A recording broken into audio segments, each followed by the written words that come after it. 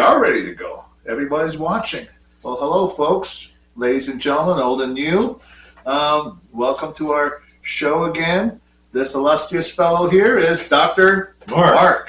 And I am Elmer. And we are Marc and Elmer's PSI, Piano Scene Investigations. And we're back to show you what we've been reading, listening to, and what we've been practicing, and, and all that good stuff. Say hi, boys. Hello! Hello! They're saying hi. Oh. Grover didn't talk much. Oh, and this is Hildy. Hildy. I'm here for a special segment, Mr. Elmer. Oh, you are? Yes, I have special talents. Oh, gosh. And this is Brunhilde as well, but she didn't talk so much. Okay. Hilda and Brunhilde. Hildy. Hildy? Okay. Yeah, she's going to be a little more featured later on. Okay. Good. We have a new feature for us. Oh, yeah. Well, that'll be coming up. Stay with us, folks. You'll be in for a big surprise. We're going to be all excited. Very unexpected. Yeah. Very unexpected. Today, if you are born today, this is October 30th, Thursday. This is it's Halloween. Yes, the eve of Halloween. If you were born today, you share the same birth date as Peter Warlock, who was born on this date in 1894. Who was also known as, originally his name is Philip Heseltine. He was a writer for the music critic for the local paper. I think we've talked about that before. They even did a movie about him. Also born today is Shlomo Mintz. Wow, I remember him. Shlomo Mintz, 1957, Russian-born Israeli violinist. Yeah, he's pretty hot. Yeah. I mean, is he a professor now, probably somewhere? He could be. He was a big performer for a while, really hot stuff. Yeah. There was Perlman, and then Shlomo Mintz kind of came in as a youngster after Perlman's career was really well established. Yeah. He was a great violinist. Yeah. I saw him twice live. You did? Once in Madison, yeah. Do you remember what he played? Or? I think it may have been Prokofiev. I'm not sure, but I think so. Whoa. Heavy material. So, folks, glad you have joined us today. Before we get started. Oh, here we go. Here we go. You're doing a Halloween?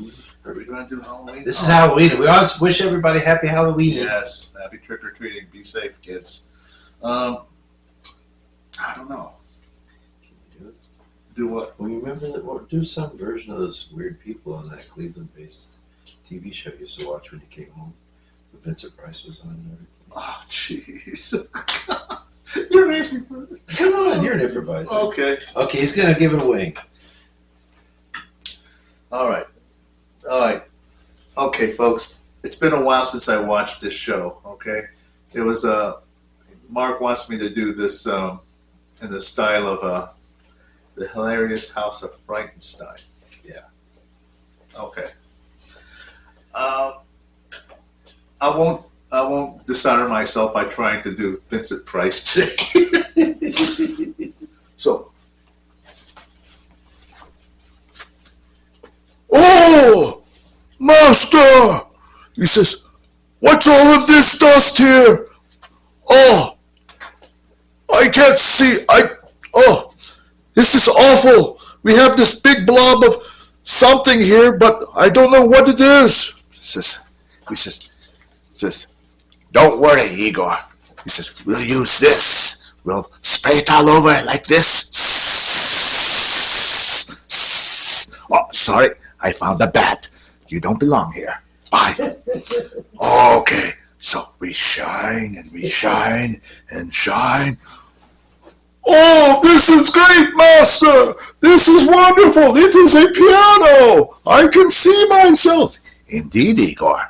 He says, so, you run along and let PSI take over now, okay? Corey, piano polish. I never leave home without it.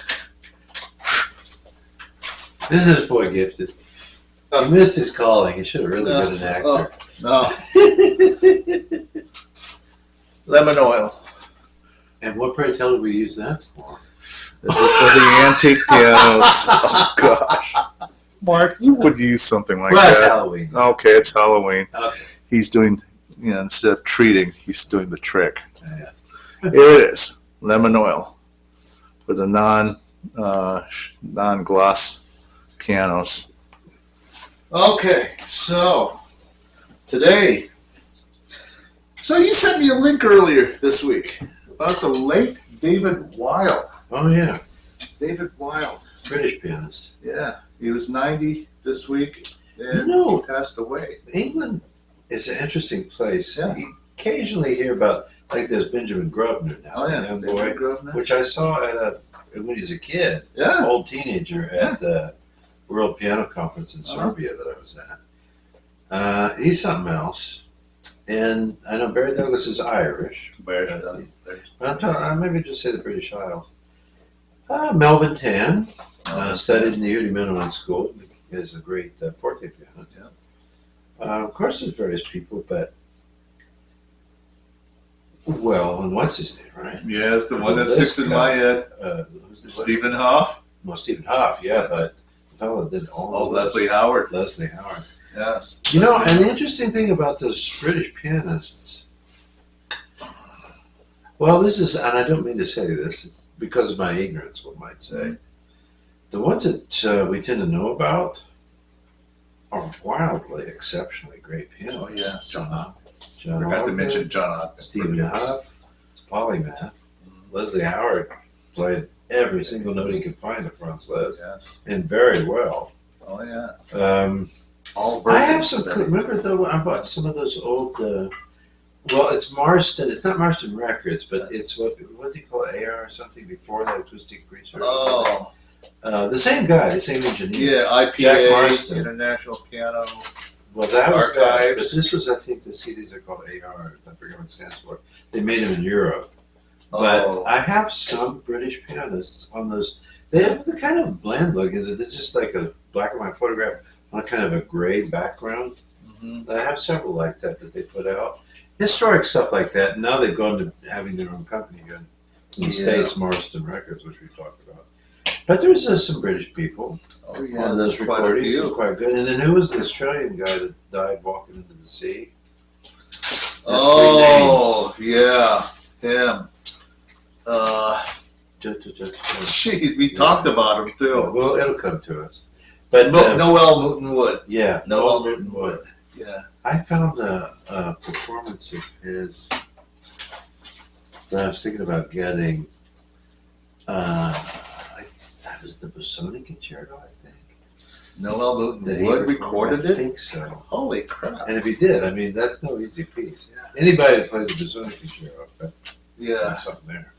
But anyway, you were talking about David Wilde because he was, when I read his bio, I thought, damn, this guy must have been something else. Oh yeah, he was something else. They talked about him. Let's see. He studied with Paul Hindemith That was and some guy named Reisenhauer. Danish or something. Yeah, but the one thing they didn't mention in the link that I found out over the internet that he had also studied with Nadia Boulanger Yes. as well, Yeah, and he stayed with her to the day she died. yeah. And so she was in her final years, and he got to study with her. I'll put his name up in a picture of him. Yeah. As I usually do. Supposedly he's a specialist in Chopin and Liszt. Yeah. So. Well, and it included a video of him. Oh yeah. You watched that? I did. It's the Chopin Nocturne in D flat. It was really quite interesting the way he played. I mean, it started out and I think, okay. Yeah. But then as it keeps going along. Yes, and then when the theme comes back at the end, it was a little bit more full. It was very interesting. Yeah. Playing. So, Very imaginative. Yeah. And carefully constructed kind of drama that he opened up with the piece, Very lovely. Yes, absolutely. And really nice fingers, very quiet technique. Yeah. You could see it. Tinkling. Yeah. Yeah. So, but anyways, in the spirit of Halloween today, boys and girls, we have for you Well, where should we start? Should we start with, okay, we'll make it go fast, okay? PSIs, all pieces considered.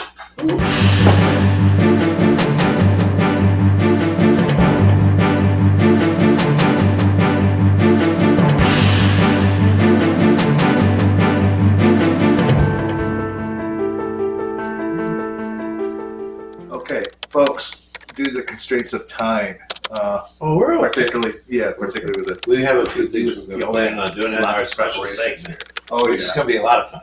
Oh, it will be a lot of fun. So, all pieces considered, I have brought forward to you, I think I may have done this one before, I can't remember, but Morton Gould's Ghost Waltzes. Oh, cool. Some of you who have never heard of Morton Gould, Oh. or have ever tried any Morton Gould, you should try it. It's in his earlier years, he had composed music for the piano, and you can find his playing on YouTube. He does a lot of this. His music would be a great, refreshing, introducing new music in the style of pop music. But it is very, how should you say, it's very highbrow, Sophisticated. yeah, much more sophisticated when we would say like a song transcription of Gershwin. Yeah. Okay, he was definitely a master in harmony and counterpoint. If you look at his music, because he uses everything from ragtime to stride to bebop, but it's not. I mean, I would imagine most jazz pianists would listen to the music, and and have these question marks going over this way because it's very classically oriented. It's a little like crossover.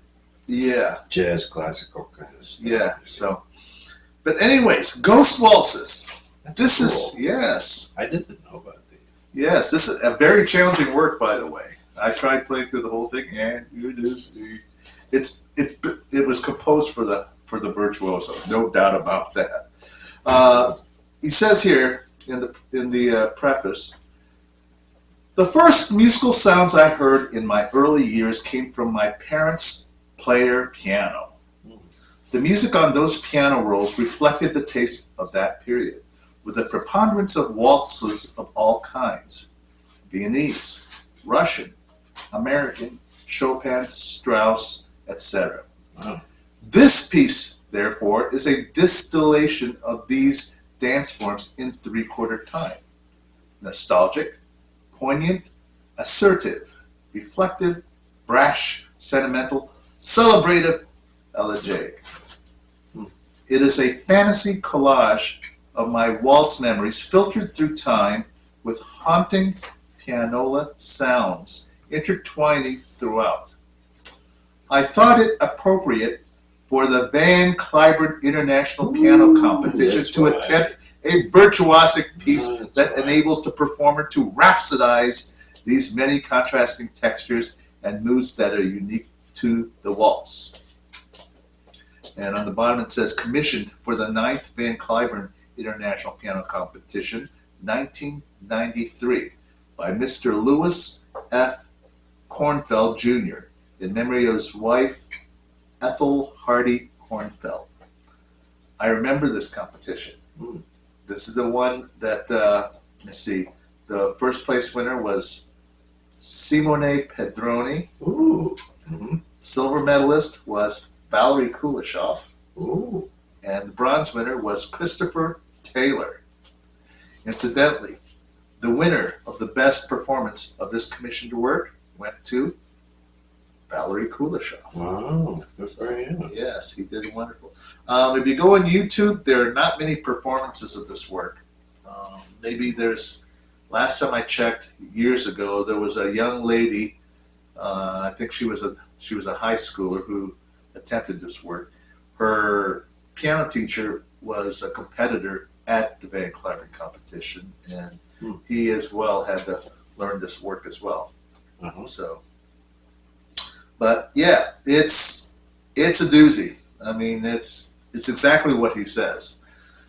It's a distillation of memories and nostalgia of the waltzes that he grew up with as a child. And I would imagine, pianola. Have you ever seen one of those? Yes. And so it contains like not just piano sounds, but there's other percussion instruments. Yeah. Yeah, it's kind of like a mechanical version of a synthesizer. Yeah, basically. But here it is. Morton Gould Ghost Waltzes. If you're looking for a copy, it is published by Schirmer, distributed by Hal Leonard. There it is. I just found a brand new copy on Amazon for $10.98. Oh, not bad. Free shipping through Prime. Yeah. So how many are in here? How many? Well, it's the entire. It's sort of a. It says it's exactly what it is. It's a collage. It's all one after the other, and it's some of the very shifty and Ghost Waltzes was probably the most appropriate title for it because it has some of the harmonies and some of the I just had a thought. Styles has sort of a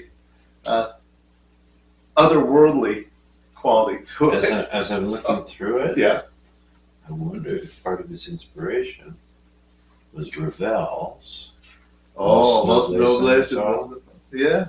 Because that's about a 15-plus minute work of several waltzes that are just one follows the next all the way to the end. It's a little bit very cool. The last one, does he do this in here at all? The last waltz of Ravel's is a collage of the themes from the previous Yes, ones. exactly. It's like the end of the party and all the different characters. Yeah. Which is interesting because, of course, the title and everything comes from Schubert because he wrote Waltz Noble and Waltz Noble. But then it reminds me a bit of Carnival, for example, or the Davidsbündler, for example, in that, I forget which one it is, but one of the Schumann collections of pieces like that has looking back at the various characters that were there, right, at the party in a way. Yeah. The Ravel does that. I don't know if he does this or not. And of course, the other thing I was thinking about when you mentioned this, of course, William Bolcom. William Bolcom, the Ghost Rags. Yeah, the Ghost Rags. I've learned those or attempted to learn about. A little bit of the problem for me is, my hand size, which is fine for most things. But with stride and the big left-handed chords, it's a little tough.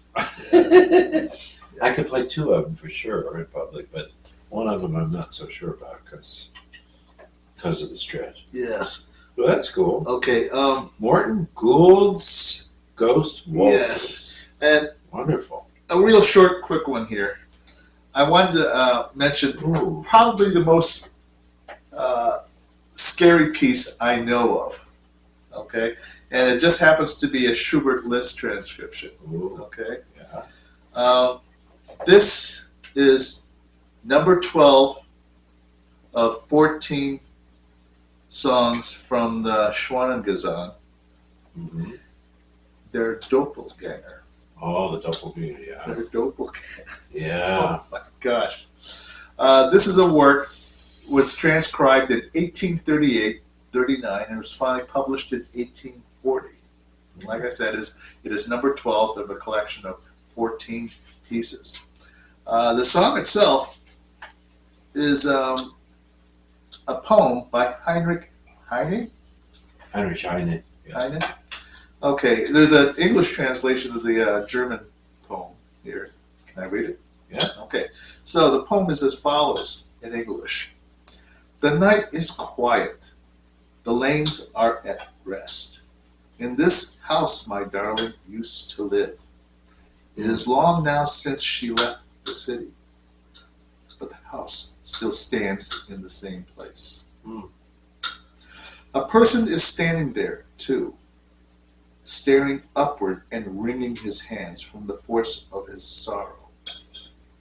I shudder when I see his face. The moon shows me my own figure. You double, you pallid fellow, why are you mimicking the pain of my love, which tortured me on this spot so many a night in days gone by?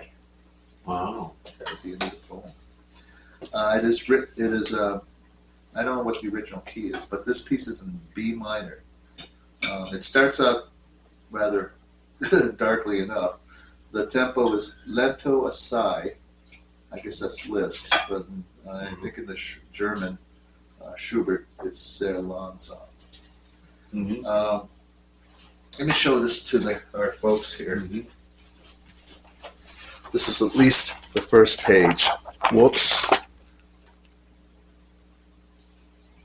And here's the poem. Show the cover too, to see. This is from Dover. There's several volumes. Yes. Of these. This is series 3. So there's numbers 1 and 2. I don't know if they ever came out. I don't think they came out with a 4. Really? Otherwise, I would have found it. Because there's more than that. Oh yeah, there's way more than Peter's that. edition, I think, has at least 6. Oh yeah, and the Budapest edition has what is it? The Budapest But these are edition. very, very nice. Did you show the poetry page too? I'm sorry. So the poetry is right next to the. I showed music. the poem. Yeah, it's right next to it. I've got at least one of those volumes, I think. But then my other ones are from other sources. Yes. They're laid out nicely. I like Dover publications. Oh yeah, they did. At one point when I was in my doctoral program, I wanted to just kind of build up a kind of basic, foundational library of my piano music. Yeah. My aunties gave me some money, and I got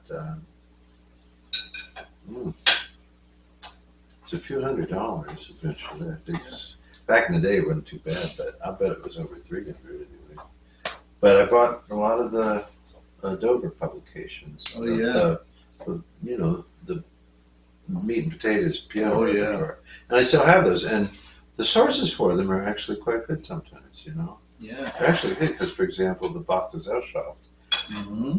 It's older. It goes Yeah. back to the 19th century. Brahms was on the founding committee of it, but that's one of their sources for the Bach, which is really quite good. Yeah. As scholarly as it could have been at that time. Mm-hmm. Yeah. And then, interestingly, I have some of their Chopin volumes, which is from the Paderewski Polish. Yes, edition. the earlier ones. Though. Yeah. Today you won't find the Paderewski. Yeah, these probably the those Dover. are copyright issue. Yeah, there was. Been reclaimed. So you find that Paderewski edition in the Dover distributions. Yeah. Hold on to that. Yeah. Because those Actually, years cheap. ago, I bought almost the entire complete Polish edition. It was when I was in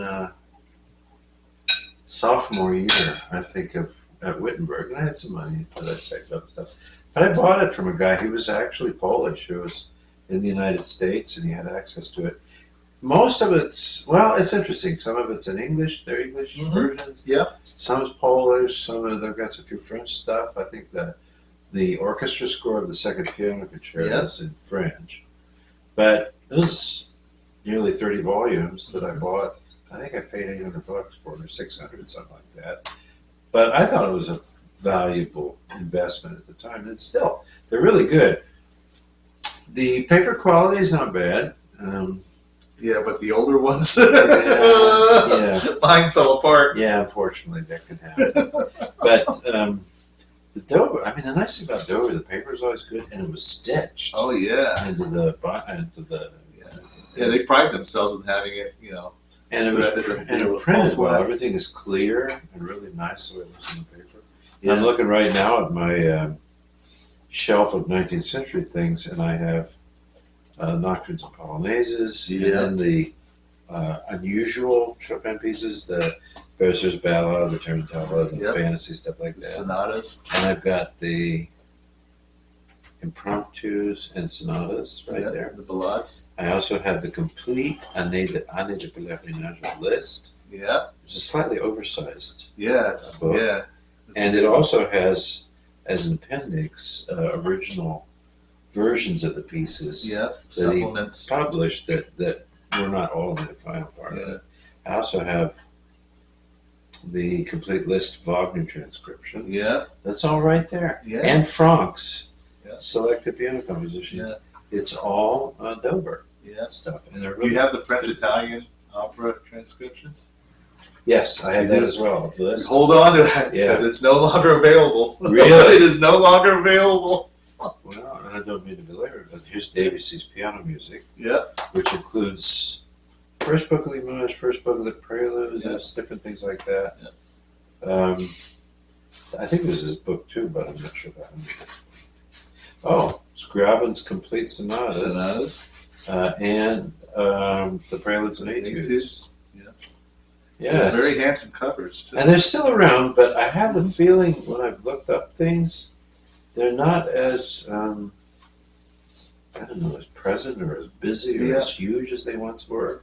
Have they cut back a little bit on their products? I don't know. I'll have to go look into it. It would be nice to find out if they have or not. Because, for example, the Schumann, this is really good. Yeah. There's 3 Schumann volumes, 1, 2, and 3. And there's all the stuff that he wrote, edited by Clara. Clara, yes. You know? Yeah, we ought to talk about must that mean sometime. something, you know? Yeah. So, but anyways. Good. Moving on. Okay. Moving on. All right. I said we're moving on. All right. PSI at the movies. Hey, guys! So we're gonna do the movies now. Yes.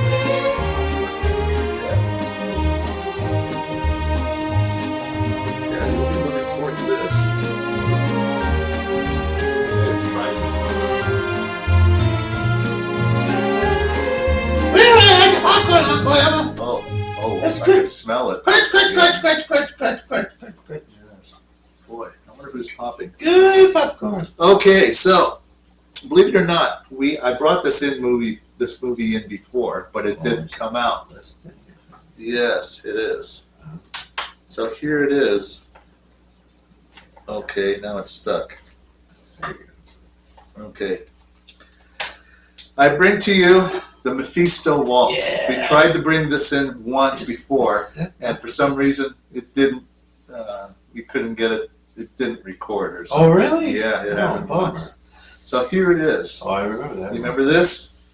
Yeah, with Robert Aldous. Yep. Alan. Alan Aldous. Alan Alda's son. Okay. Oh. So this is a 1970s film. Yeah, it's kind of kinky. Well, slightly so. That kind of weird way. Okay. Directed by Paul Wenkos. Screenplay by Ben Maddow. And the novel by Fred Mustard Stewart. Mustard? That's what it says. Colonel Mustard? That's what it says. Did it in the dining room with the Mark. It's hard to keep a straight face with this guy. All right. It stars Alan Alda, who plays Miles Clarkson. That's former pianist turned turned... Franklin Pierce, by the way. Alan Alda, just so they know. This was his character in MASH. Oh, okay. Yeah. Gotcha. Yeah. All right. Anyways, yeah. Alan Alda plays Miles Clarkson, former pianist turned journalist. Also stars Jacqueline Bisset, Paula Clarkson, his wife. Jacqueline Bisset, she was a hotsy-totsy back Oh in yeah, this day. she was quite. Yes, many movies. Woo! This also stars Barbara Parkins, who plays Roxanne Delancey, and Kurt Jürgens. He's an older actor. He plays Duncan Eli, the concert pianist. He plays as a matter of fact, an internationally renowned concert pianist who's being interviewed by Miles Clarkson, played by Alan Alda. So, but it is a scary. Okay, I found the movie very unnerving. Actually, the first time I saw it, so it's not. Our show isn't really for kids. It really isn't. But this movie is a little on the edge. I mean, as you can see from the cover of this DVD or Blu-ray, the black and white cover itself, lends itself to the unnervedness of the that and the fact that a half-dressed woman on a horror movie poster. Yeah. Interestingly, always tends to mean there's going to be a lot of blood and gore. Yeah. It's a very psychedelic film. I mean, there's moment of montages where things are happening and there's dream-like sequences that. It's a director, American or British? I have absolutely no clue, but I remember when I saw this on television. It was on the United Artists. Yeah.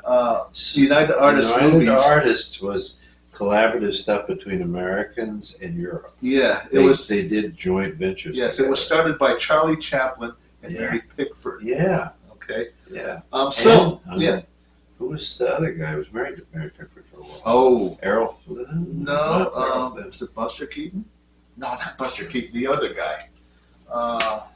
Charlie Chaplin, Mary Pickford, and her husband guy was a big swashbuckler. Yeah, he was.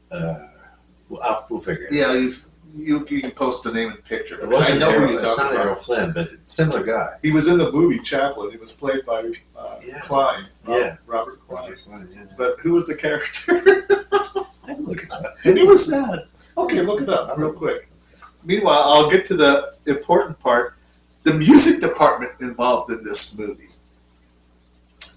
The main pianist in this movie on the soundtrack is Jacob Gimple, who is not only a piano virtuoso, but he was also a composer, transcriber as well. If you've ever watched Bugs Bunny and Tom and Jerry, where they have piano sequences in some of their cartoons, that's him. He did all of that. So he's quite the technician. Orchestrator, Arthur Morton. And there's also, the composer, conductor of the movie, Jerry Goldsmith. Additional music was done by Alexander Courage. Oh, both of them. Both Alexander Courage and Jerry Goldsmith wrote the original music for Star Trek, the first TV series. Wow. Yeah, the theme. I know that. Da, da, da, da, da, da, that's Jerry Goldsmith. Yes, it is. So I got the people. Well, who is it? Founded in February 5th, 1919. Okay. United Artists. Charlie Chaplin. The director, D.W. Griffith. D.W. Griffith. Okay. Mary Pickford. Uh-huh. And Yeah. Douglas Fairbanks. Douglas Fairbanks. Yeah. Douglas. Yeah. It was really cool because, they were some of the most important people in Hollywood back in those days. And yet, back in those days, they got paid well. Yeah. As long as they behaved, did what they were told and stuff. But you were basically, it's like baseball teams. Yeah. But in the old days, especially the same way. There was a little bit of a kind of like Roman slave master and the slaves kind of attitude. Yeah. You're going to do this film, we're going to do it like that. Yeah. Mary Pickford was huge. Oh, yeah. Mary Big time. And, of course, Charlie Chaplin. And they had enough sense with the money they had to form a new kind of film company they called United Artists. Yeah. Big people. D.W. Griffith, my God, he's the one that did the Birth of a Nation. Yeah. Which is he's the one. Nowadays a very thrown in question kind of film. Oh, yeah. Ku Klux Klan and racism and stuff like that. But Douglas Fairbanks was the big swashbuckler guy. Mm-hmm. And interestingly, he was not like Errol Flynn, who kind of stuck his sword in everything. But he and Mary Pickford were married for decades. Yeah. They had this huge house that I think was finally torn down relatively recently, but I saw pictures of it. It was lovely what they had. But it's unusual in some ways that some of those couples last so long. But what's his name? Kurt Russell and Goldie Hawn. They've been together forever. Yeah, they've been together. They don't even live in Hollywood. They live in Grand Junction, Colorado. And they moved there because one of their kids had kind of special educational needs. He might have been autistic or something like that. And they had a special program out there in the schools. And they have a huge compound with the major house and other houses and places just off the road. You can kind of see it. But they haven't lived in Hollywood for decades. So there's a possibility for like real people and real relationships in the celebrity world. But anyway. All right, so we go on. I mentioned Jacob Gimple, Arthur Morton, orchestrator, Alexander Courage, additional music for composer, Jerry Goldsmith, main composer and conductor. And here's a name, Ralph Grierson. How many of you remember Ralph Grierson? I don't know that. Why do I know that? Okay.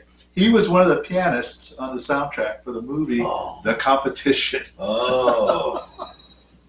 So yeah, it's hard to nail down. So I remember when we did that segment on the competition. Some of those pianos on the recordings were hard to nail down. Yeah. They really were. I had to dig deep for those. Louis Kaufman, who's the violinist. So that's the violinist you hear in the movie. Emil Richards, who's on percussion. And Kenneth Wanberg, he is the music editor. So, anyways, I remember seeing this when I was about 12, folks. And even today, I find it hard to believe that they actually televised that publicly. It was quite, well, like I said, the best word I could say, it was very, very unnerving. You tell them about the premise of the story? Okay, well, just the premise. All right, I'll tell you. All right, as some of you viewers well know, Paganini and Liszt, their notoriety have created their own legends. Okay, there's stories about both Liszt and Paganini having sold their souls to the devil so that they could play at the level that they were able to. Okay, so, but this goes on that premise. Basically, the aging, what's his name again? The journalist? No, the aging Duncan Eli, Oh, the concert pianist. concert pianist. He's being interviewed. Oh, that's and, it, yes.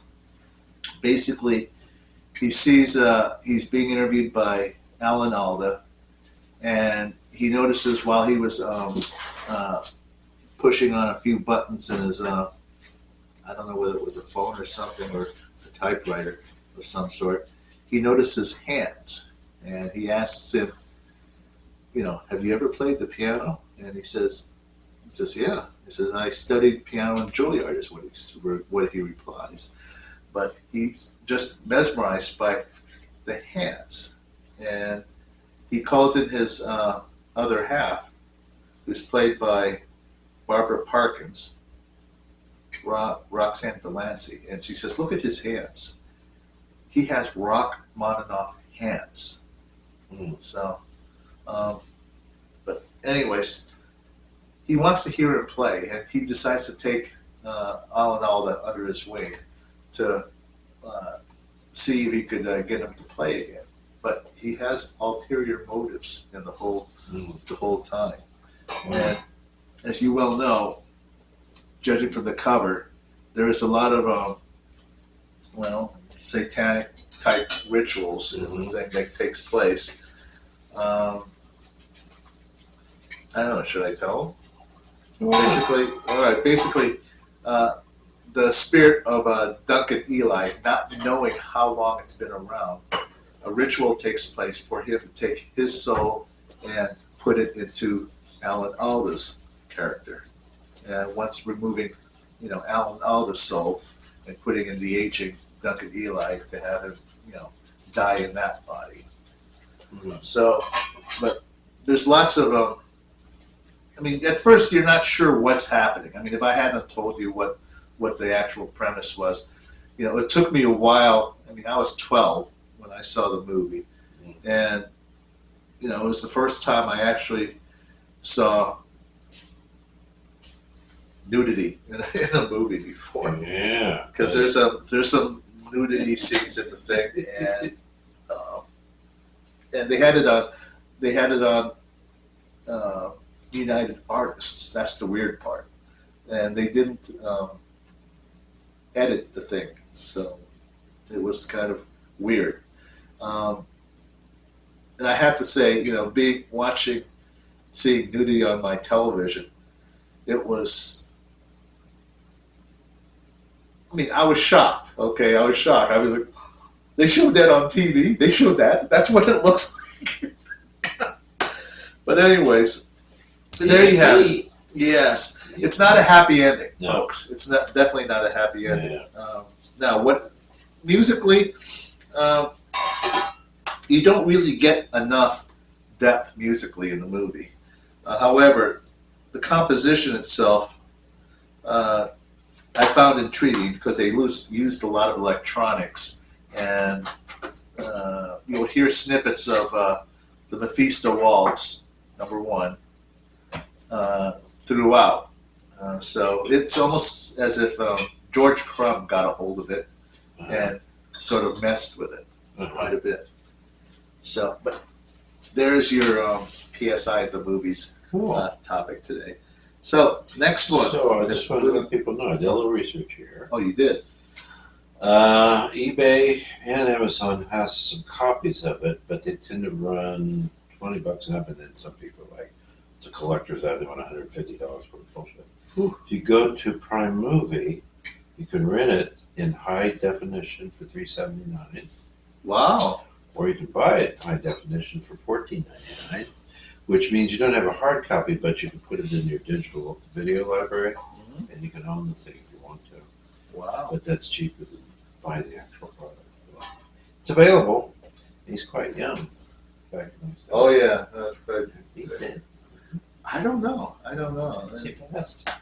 It's been a while. It's been a while. It'd be interesting to find out. Okay, moving along. PSI, Undercover. Woo! That's the one with the sexy music, guys. Close your eyes. Is it gonna be Nathan Ladies or something? Oh, I don't think so, boys. How old are you?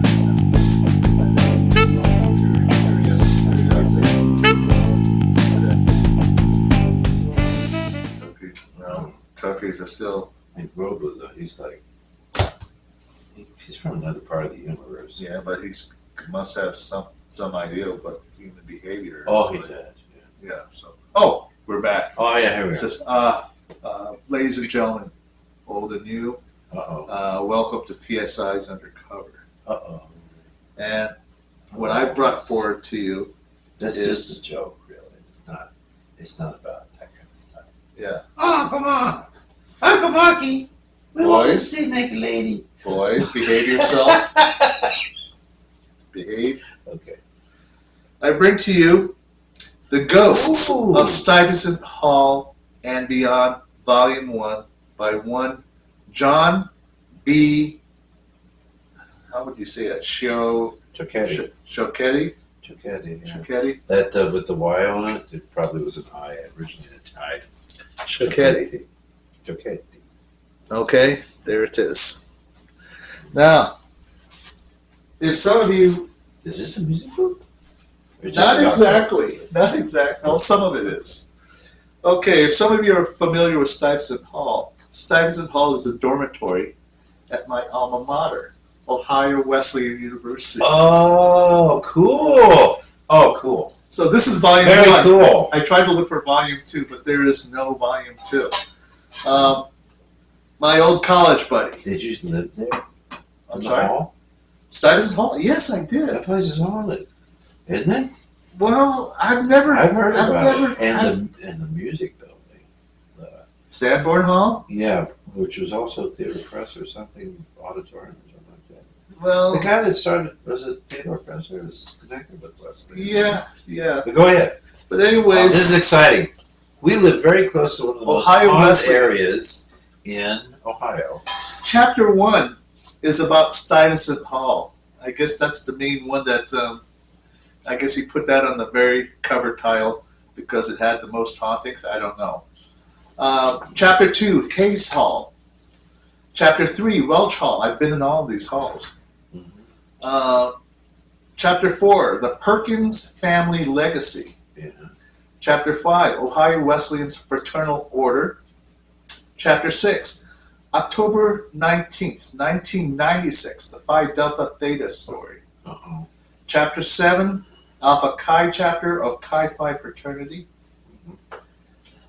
Chapter 8, Sanborn Hall. There you go. That is the music department, Yeah, folks. I had So an experience. you had an experience? At where? Sanborn Hall? Yeah.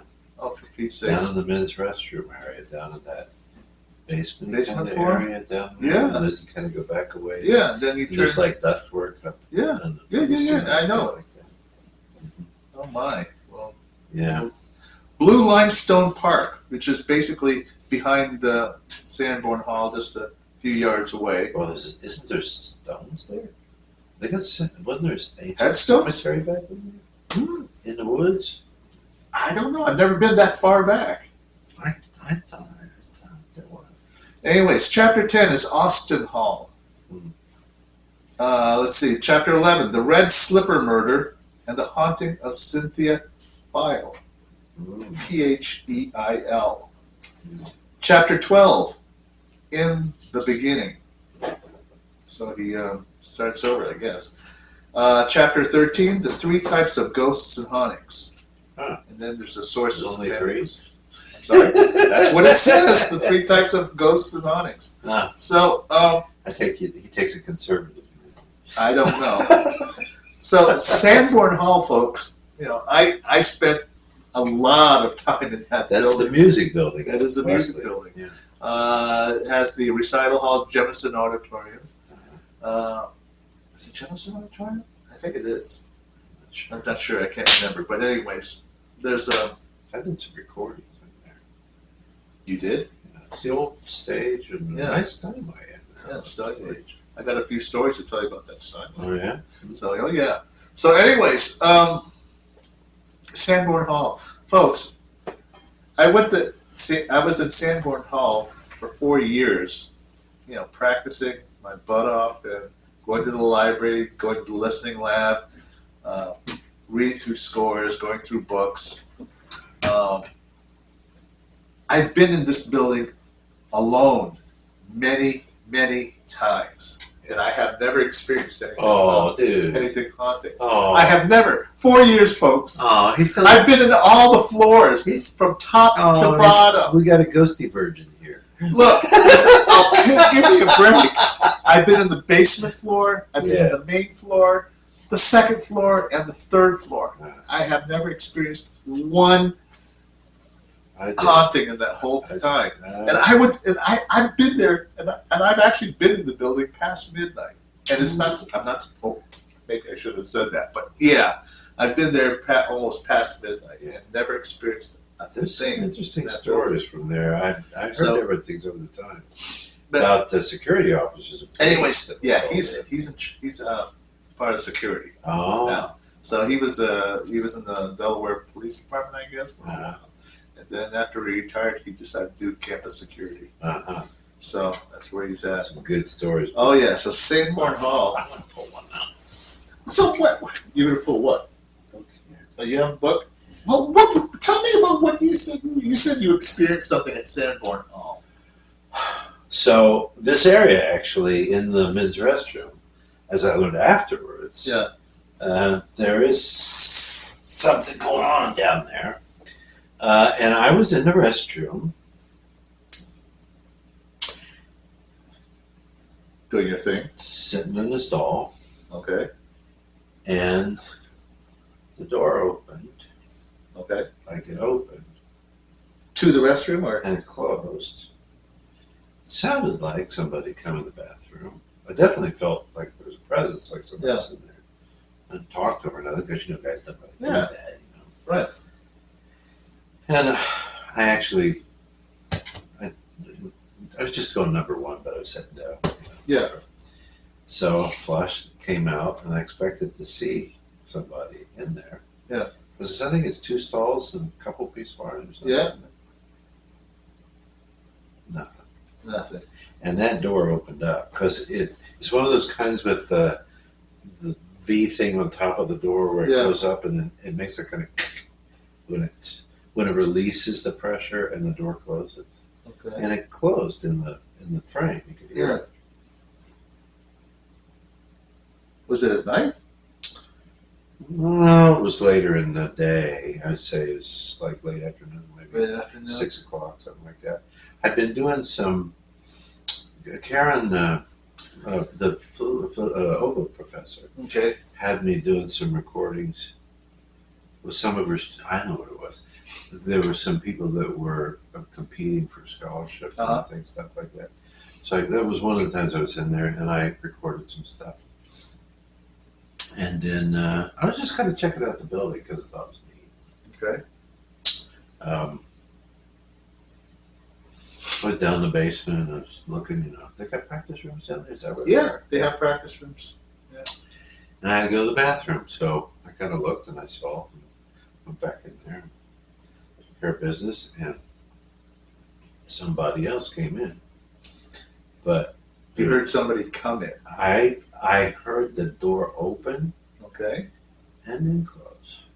And I felt very much that there was a presence in there. Like when a guy comes in to use the toilet or something, Okay. comes into the room, you feel it, even if you can't All see right. him.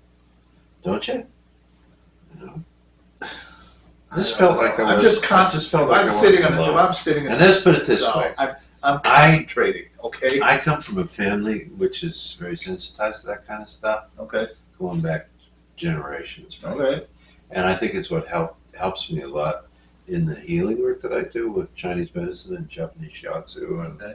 herbal recommendations, things like that.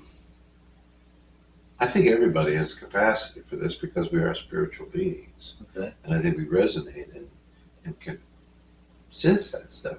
But some people are more sensitive than others for various reasons. But yeah, there was definitely somebody in there. And I felt, even when I came out, that I wasn't alone in there. I definitely felt there was somebody there. And then afterwards, I don't know if I mentioned it to Karen. I think I probably told Karen. Not that night, because we were done. I was just looking around before I left. And I don't think Laura was with me at the time. Okay. This was a ways back, I think. No, that's not true, but I don't think she was up there with me. I don't think she would go with me. Because she's been here since 2014. But then I think Karen said, there's tours they talk about people around here. Some of the faculty mentioned things, And then I don't know how I got it, if it was in a book that I read or it was a video on YouTube or something, and it was from the story I remember was from the perspective of a security officer on campus. Yeah. So it might have been that guy. But he talked about some situation at Sanborn Hall where people had stayed later at night. And you have a little library there as well. Yeah, there is a library He just. talked in the about some corner. weird stuff that happened at that different thing too. Yeah. And then definitely in that big dormitory that's along that road, if you go far down, you go to Grady Yep. Hospital. Yeah, That big that's Austin up Hall. there, Austin Yep. Hall. Yeah, definitely some stuff in there. I can sense it when I drive by. Okay. You just feel it. Actually, you want to show them this? Okay. I consider myself really fortunate and lucky because Laura and I have gone to just check out a few places so far. But we live in Delaware County, Ohio. You're in Franklin County, right? Okay. Franklin County, named after Benjamin Franklin, is where Columbus is. Yeah. Now, Columbus is one of those cities which just Yeah. spreads out big time, right? And it's weird because you can drive around border areas of Columbus proper, and there's like little fingers and little tails and little, codices that kind of stick into certain other even maybe counties. Clintonville and the different counties and stuff, Franklin County. I think it's still Franklin County. Okay, but then there's these different townships or villages or Yep. Are they even cities on their own or something? But it's all part of Greater Columbus. Yep. We're technically we're Columbus-ites up here. Yeah. Northern Columbus kind of reaches, but technically we're in Delaware County. Yeah. And Delaware is where his university is, Wesleyan, Ohio Wesleyan. Yep. Methodist Wesleyans, right? John Wesley. And it's a really quaint town. And it's an old one, too, as things go. Yeah. And is it Rutherford B. Hayes is from up in that area? President Yes, Hayes? I believe. They got a statue Hayes of him High down School there. too. Yeah. And like a number of places in Ohio, I discovered something recently, if it's true. Being the time of year it is and everything, I just looked up Haunted Ohio for a search in YouTube. Yep. And there were some different people that made videos and stuff, even foreign people, like a British guy. Yep. It said, in the entire United States, the state of Ohio is rated as one of the most intensely haunted areas in the entire country. Yeah, I think We got it all. We got cryptids. Cryptids are the weird creatures. We got our own version of Sasquatch. Grassman. Grassman. Yeah. The frogman people. The frog. Oh, God, all kinds of things. And then lots of places there's that interesting house up in Cleveland called the Franklin House. Yeah. Do you know about that? It was built by the German guy. And his wife died, and his daughter died, and somebody else died. And there's been amazing stories that happen there. Anyway, here we are in Delaware County. And when I drive, I have my main doctor is up at Grady Hospital, my primary physician. And when I go up that one road, up, I know which road you're talking about, to go towards Grady Hospital. You just pass all these wonderful, it's a neighborhood full of different houses. Some of them definitely going back into, actually there's a brick one up there that looks federal because of where they put the bricks on the side where the fireplace is, which could mean, they probably late, but possibly as far back as the War of 1812 kind of stuff, maybe up there on the hill. And then other things all the way through Queen Anne style, which is the turn of the 20th century. And then some things that were probably built a little bit after that in the 10s, 20s. But there's kind of a range of homes like that up there. And when I drive past, I just kind of tick them off, so yeah, that one's got something. Oh, that one, definitely that one. You just feel it, And I was really happy when I found, I thought it was in this book, or it was on a video that I watched. Okay. One of the houses where I got a strong vibe that, there's definitely some spirit stuff going on in there. Yeah. It was either in the book or in the video. Yeah, it's notoriously famous. So anyway, here, let me show I found this book, and it's really cool. It's all kinds of stories about places, buildings, cemeteries up there. We went and visited one of the cemeteries, which is really cool. But it's apparently quite a active place with really great stories. So, did you do your undercover thing? Did I? Are you done? You got more to say? Yeah, I got something to say. All right. Okay, folks. I'll be right back. When you said you went to the restroom later in the day. Yeah. Okay, it was probably about still light outside. It was getting towards twilight. Okay, it could be the security people that are supposed to check at the door nearby. Okay, so at least near dinner time, they lock all the doors to save one entrance. Okay, and usually there's a guy there that collects all the student IDs so that he knows which people are coming into the building. And so before he does that, he walks around the building to see who's all in the building. Okay, it's not that I don't believe in spirits, but if there isn't truly a spirit, then maybe Marc is right. Okay, I wouldn't put it, I wouldn't deny it, but there's always the possibility that maybe it could be something else. So, anyways, if you're interested, there's the book, The Ghosts of Stuyvesant Hall and Beyond. I've had many friends in Stuyvesant Hall. You can take that whatever you want, folks.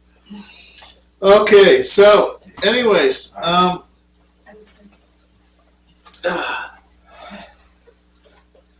wanted to bring this up. Shall we introduce Highlands? The thrifter? Thrifter? Let's do that after this next segment, because.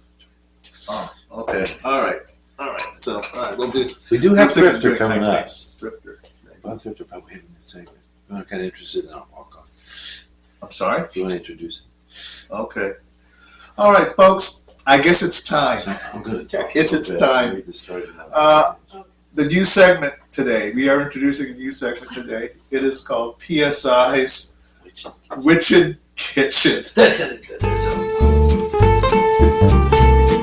We're excited about this.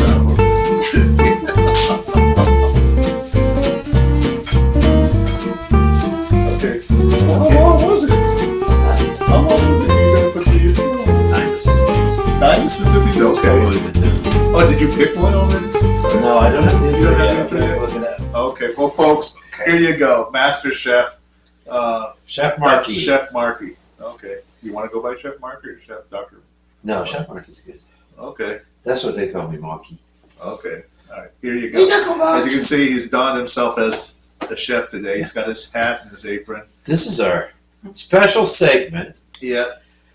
It kind of came about for maybe two reasons. You remember just recently we talked about Vincent Price. Yes, we did. And he was a great culinary guy. You know, he and his wife wrote some cookbooks. Yeah. Interestingly, the ones that were based on historic American Yeah. recipes going back into Yeah. the 18th century at least. And we've talked about food before. Yes, and we talked about Remember- putting together our own cookbook. Yes, and you remember? We did. Yeah, that would be interesting. Remember when first season Mhm. I was all gung ho about, is it called Aldino's, right? The bakery. Yeah. The Sfogliatella. Yep. Talked about that. And, you know, no secret that I love good food, right? Yeah, we both do. Yeah. We both. And we were talking, like he talked about making these monster fried rice Yeah. for his grandkids. Yes. Yeah. Wok. So, I was, because it's Halloween stuff, I was looking through some videos on YouTube and stuff. As I said, historically, it was really interesting that there's so many wonderful things in Ohio. Not too far to go see stuff. Oh, no. You know? And I've had some experiences, my own, even in Springfield and on Yeah. two of the houses we lived in. Yes. And my dad, who was a fundamentalist Christian, Yeah. absolutely convinced in those two houses, especially the one, Yeah. the second family home that we lived in down by Wittenberg Yeah. campus, built in 1912. That place, wow, yeah, Oh. not in a bad way, Yeah. you Yeah. know, but just the presence, which sometimes unnerves people. And I have to have something, I want to say something, because it's also about this lady and people that do work like she does. I don't like those kind of paranormal shows where it's all about woohoo, you know, getting scared Yeah. and everything, and the people lose it. Which it gets me is like, if they're professional ghost people, Yeah. why are you in the business if you're going to get scared out of it? You know? And I also find it disrespectful because those Yeah. spirits, from my perspective, they were people, Yeah. you know, at one time. And the way I look at it, it's just the spirit hasn't crossed over back Yeah. to God, you know, it just Yeah. hasn't gone back to his location for whatever reason. Who knows? And I don't presume to know exactly, like what does any of us know about what happens after death. But we have our ideas and our faiths and things like that. So anyway, as I'd said a little earlier, I come from a family of, especially the women on my mother's side, Mhm. going a ways back. Even my grandmother talked about her Scottish grandmother, who was interesting. They had what we say the sight or certain abilities Yeah. and things like that. And I know from my own experience going back as a child that I do too. I never really looked into it or explored it very much. I wouldn't say I explored it, but I do, as I said, find it's been helpful for me in doing the healing work that I do because it gives me a great deal of intuition and Yeah. insight and, yeah, I don't know, fifth sense, second sense, whatever it is, you know, when I find things. But I was watching these different videos and things, and then I was looking, I've got a collection here. This is all about Columbus and Ohio and Springfield, history books, you know, things like that, because I'm not for history. Then right there it starts with Weird Ohio and the Weird U.S., and then I get into a collection of ghosty and haunting books and stuff like that, which I've collected. Wow. I'm curious about various things. And I found this book that I bought back. I always keep sometimes a book plate. Yeah, there's a book plate right there. And Wow. where it came from. It's been a while. Amazon, April 23, when I bought this. And I know this lady's name. The woman's name is Mary Ann Witkowski. Wow. She's from Cleveland, Polish, and no, not Polish. Her mother's side was Italian. Her dad's side was Bohemian, she called it. So Okay. Czech, Polish, you know, kind of Yeah. Central European stuff. But this lady was interesting because I first heard her name actually on a video about a haunted house that this younger couple had taken. The guy, basically, his father had passed away and his mother was still living in the family home, in which he had some interesting experiences as a kid. And then his mom decided she wanted to scale down. Right. And she sold him the house for a pittance, just a little bit, you know, just whatever. And they moved in, and then they started to have all these experiences, some serious stuff. Not everything was from the house. There was a lady, an older lady in a white nightdress or something that would show up outside the kitchen window in the garden and scare the bejeebers out of the wife sometimes, and came into the kitchen.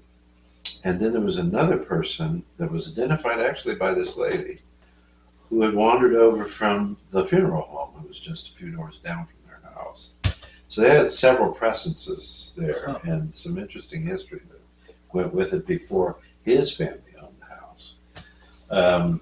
But anyway, he consulted with this lady, and I think that's how I probably found the book, because I looked her name up, because it said she was in Ohio. This woman became quite famous, Marianne Minkowski. She was a consultant to the CBS TV series called The Ghost Whisperer, which was pretty cool. Well, so I pulled this book off the shelf, and I got it because I thought, well, this is different. Beyond Delicious. The Ghost Whisperer's Cookbook. More than 100 recipes from the dearly departed. Jeez. So it's a real cookbook, and it starts basically with appetizer kind of things, and moves through soups and salads and sides, and various kind of meats, fish and stuff, and then you get into cakes and pies and desserts and stuff all the way through. Each one is preceded by a little story about how she got the recipe. Now at the beginning, basically how she describes how this happened is she was, as a young girl, she started to have experiences. She spent a lot of time with her grandmother. I don't know what all that family stuff is, but a lot of time around grandma. But she said she wasn't really very helpful, but she was very sympathetic to her granddaughter. Okay. Tried to just kind of tell her what she knew from hearing things from other people and stuff. But she said one of the things that happened is that at some point early on, when she was a young woman, she learned to always carry a notebook and a pencil with her, something to write with. Because the spirit wanted her to write something down, and she didn't have anything. So the lady gave her some paper, pencil, and that. She learned actually from the ghost lady, you need to have your tools on hand, so you can get this stuff. So the way she discovered this is she already had a certain, let's say, local or regional reputation. She's nationally well known now, even internationally apparently. But this lady asked her to come to her house because it was there was a spirit, definitely a spirit presence she felt in the house. And this is part of the introduction. It's how she introduces the book and her whole thing of collecting recipes from the dead and stuff like that.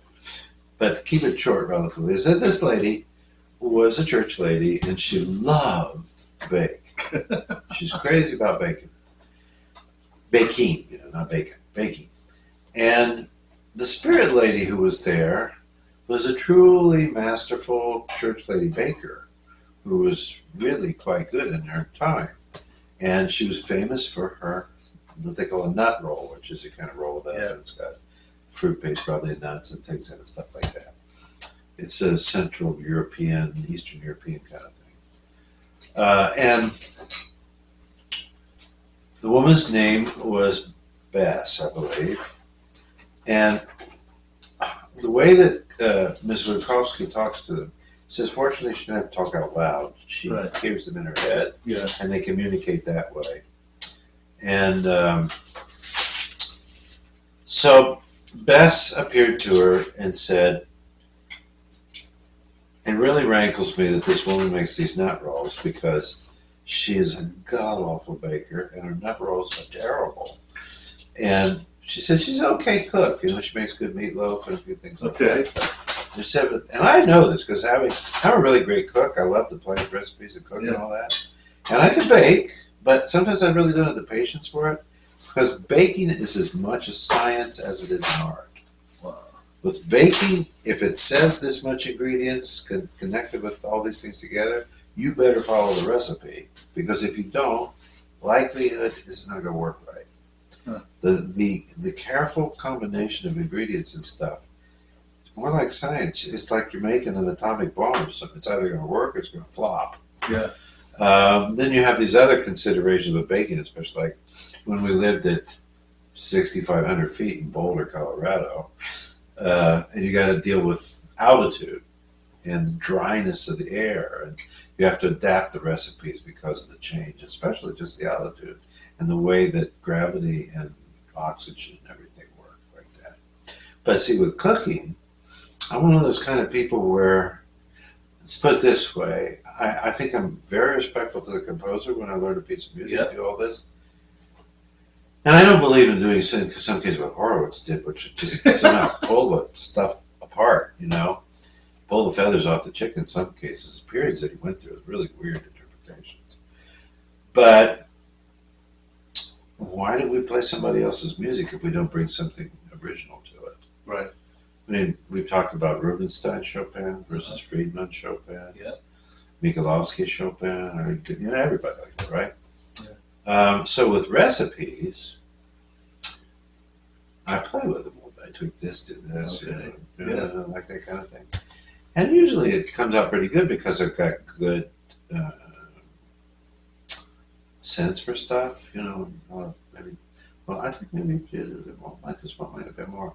Especially, I don't like salty food, so I'm careful about that. But with the baking, you're doing it right, So Bess was telling Marianne, she makes these nut rolls all the time and gives them away to people, and she doesn't realize at the moment that she leaves, they throw it out. And she said, look at that nut roll that she just finished. She said, it's disgusting.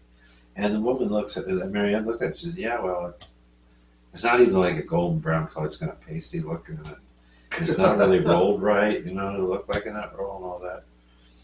But she said, I want you to stop her from baking, especially the nut roll, because she says this is sacrilege. The woman was really upset about this. They both go to the church and stuff. And what she thought was that the woman was trying, not to supplant her reputation, but just trying to continue the tradition. Okay. She said she does not have it. So, but the lady said, she's here, isn't she? And she said, yeah, what was she saying? And she said, well, she prefers not, she says people and spirits can be equally blunt. Like if they were blunt in real life, as much or worse in the afterlife, right? They don't filter. She said, but I can filter. And then she told Beth, she said, no, I'm not going to tell her what you said because she loves doing this. It has so much meaning for her.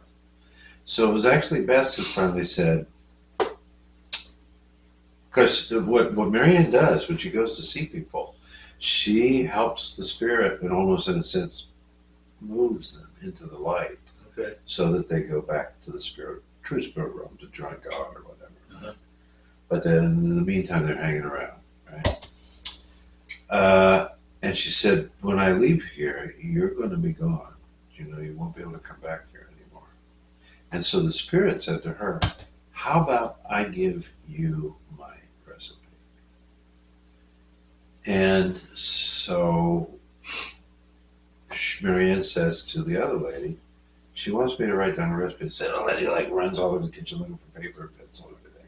Yeah, she said she made fabulous stuff. So she writes it down.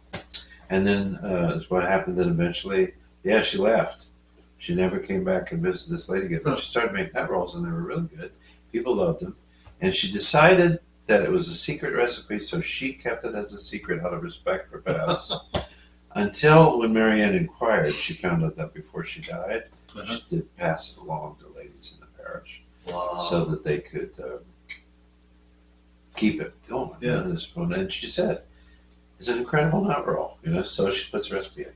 So I wanted to read you a little story later on. Okay. This is a shortish one. It's just an example of what the book's like. And you can show it to him. Okay. So, and I'll be done in a minute. Just a couple short pages here. This one's called Just Peachy Chicken. So she goes, when I got to Lita's house, I felt like I'd walked onto the set of an old movie. Lita lived in a nice big old house in Atlanta with her sister, Beta. And my visit had prompted all the best place settings they could muster. There were finger foods and pastries and cookies and coffee and iced tea and lemonade. A good old-fashioned spread of Southern hospitality. The house itself was like a movie set, too. The only word to describe it was sprawling. And the yard was littered with beautiful peach trees. The sisters led me onto the veranda, where the food was all laid out, and explained to me that the house had been their parents' originally. But since neither of them had ever married, they both just stayed in it. I think it's Mother, Lita said of the ghostly trouble they'd been having.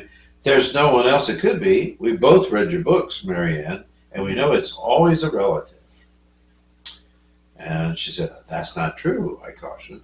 Often as not, it's an old friend or even a complete stranger. Have you dreamed of your mother since she died? Oh, yes, they both said, as if that cinched it. Their faces fell when I explained that dreaming of someone like that after they've passed means they've crossed over. Well, maybe they were just dreams, Beta suggested. Did they feel like they were just dreams? I clarified. Beta looked down and slowly shook her head. No, ma'am. They felt real. At that moment, in waltzes a ghost. Oh, God. All confident and full of herself, examining the food and smirking at her own private jokes. And who might you be? I asked her. She stopped and looked up at me with a politely charmed expression on her face. I heard you was coming. I'm Henny. It's Henny? I said to Lita and Beta, and both women gasped dramatically. Beta even fanned herself with her hand. Henny, Lita finally declared, what is she doing here? She knows she's not welcome in this house. Henny was loving it. She shared with me how much fun it was for her to watch the sisters bicker over things she'd done, like leaving a door open that was supposed to be closed, or moving sewing needles or keys. From the sisters, I gleaned that half a century before, when all three women were in their teens, Henny had somehow come between Beta and her beau. Whoa. The kicker is, none of the women got him in the end. Henny had died an old maid, just as Lita and Beta most likely would, I figured. Not that it mattered. They were still incensed that Henny would dare to set foot in their house. Oh, boy. Henny started to defend herself, but I cut her off and told her I don't really want to get involved. My job is simply to make sure you stop bothering the sisters, and that's all I'm here to do. I was certainly not going to referee a 50-year-old grudge match. Henny was completely unapologetic for the trouble she caused, saying that the sisters were mean to her when they were young, so why should she care that she got back at them when they were old? One thing she was especially happy about was that they never figured out her mom's peachy chicken recipe. Well, they keep trying, Henny giggled, but they do it all wrong and they'll never figure it out. I have to be honest, I didn't care so much about Lita and Beta getting this recipe, but they made it sound so good that I wanted it, so I suggested that Henny give it to the sisters as sort of a final send-off before she crossed over. She had no reason to keep it, except to be even more spiteful. Jeez. They wouldn't want it, she decided, waving me away dramatically. When I asked them, Lita said she didn't want it, but Beta said she did. After some cajoling, Lita finally agreed it would be nice. Before the trouble, they'd actually been quite friendly and often ate at each other's house. And that peachy chicken her mom made is just the best there ever was, Lita admitted. So then what I'm going to do is I will put the recipe up on the page. Okay. So you can have access to it. I don't think it's a problem. I take one recipe out of the whole book. Because it's a way of selling you the book if you want to get it. I counted them out. I have in my collection more than 230 cookbooks, I think. Holy crap. I have a ton of them. And then I have digital recipes collected as well from the New York Times and Southern Living and other things I got on. I'm nuts. I'm absolutely nuts. I got that collector thing in me. Yeah. But why don't you show them that? And I will. This is a special part of our Witchin' Kitchen. Oh, I want to explain the Kitchen Witchin'. I forgot to introduce Hildy. Hildy. Okay, so Elmer, this is Hildy. How are you, Elmer? Wicked. I'm a kitchen witch. And this is my friend, Brunhilde down here. Hey, bro. So, in my family, probably because of the nutty people in my family, both my grandmothers, Grandma Moots and Grandma Jenkins, had witches in their kitchens. Different ones. I didn't get them. Maybe my sister took her, I don't know. But I found her a long time ago. And she kind of guards our house and, this and that. And I call my partner Laura, she's a kitchen witch. Because she makes up all kinds of magical things. Wow. I'm a kitchen wizard. But out of respect for ladies in the kitchen, and going back for centuries, we have kitchen witches. So that's how I kind of came up with the title. It's not a Halloween title. It's a title of respect. Witch and kitchen. I mean, it's a kitchen which is governed by a grand old witch. And not in the Christian, like, nasty sense torture, but in terms of whipping up magic and making wonderful things happen. So that's why we call it that. And what I'm thinking we'll do is once in a while, not every week, but occasionally, I'll pull out one of my cookbooks and share it with you, show it to you, and I'll put up one recipe. And as Mr. Elmer's going to find out, my sous chef and my staff back there in the kitchen have been preparing just peachy chicken. Oh no! And we're going to eat it. Oh boy! We're going to eat it. You got to show it to him. Didn't I tell you? The book. Yes, I know. Didn't I tell you? Didn't I tell you? Here we go. So this ain't really a cooking show, but we will show you the final Kitchen. product. Ooh. There it is. Ooh, that look good. Oh, Boy, complete with the accent. oh, look at Oh that. my gosh. Okay, Oh boy. here you go, mister. Oh Just my. peachy chicken. I'll show it to you. Oh my. And let's see how it is. Here it is, folks. Doesn't that look good? Just peachy chicken. Peachy From chicken. Beyond Delicious of Mary Ann Winkowski. Wow. Did you try it, Miss Owa? Oh my. Oh my. Oh yeah? Oh my. Oh my. Ooh, that hot. Yeah, it is hot. Woo! But the sauce is good. You try some. Mm. So we actually found that we still got fresh peaches up here. Wow. So it's got fresh peaches in it. Mm. Mm. Sauce is something else. It's got orange juice as a base. Orange juice? Yeah, with the peaches and then various spices and stuff. It'll be on the page. I'll put it up. I'm hoping, with all respect to Miss Winkowski, that she'd actually appreciate maybe sharing the book and the story. Maybe it leads you to get yourself a copy. One thing I'd say is I looked through those recipes, and I've been cooking a long time, and I'm quite serious about it as I do it. Although in recent years, because Laura's so good, it's kind of, that's her domain to a great extent. Every once in a while I'll do something like, I have a chicken fricassee dish. Well, I know one of the books I'm going to pull out, and I'll probably share that one. Okay. French cooking. Ooh. And everything in there is extraordinary. And there's this one dish I make. It's chicken fricassee, but French style. I think they call it poulet fricassee. Where are those sisters from? What sisters? These ones? Yeah, the ones that had this Atlanta. Atlanta. So this is Southern cooking. Yeah, oh yeah. basically. Yeah, she's got various stuff in there. New England, the South. Even some Creole, and I think she went out west because she's got some Hispanic recipes. Oh my.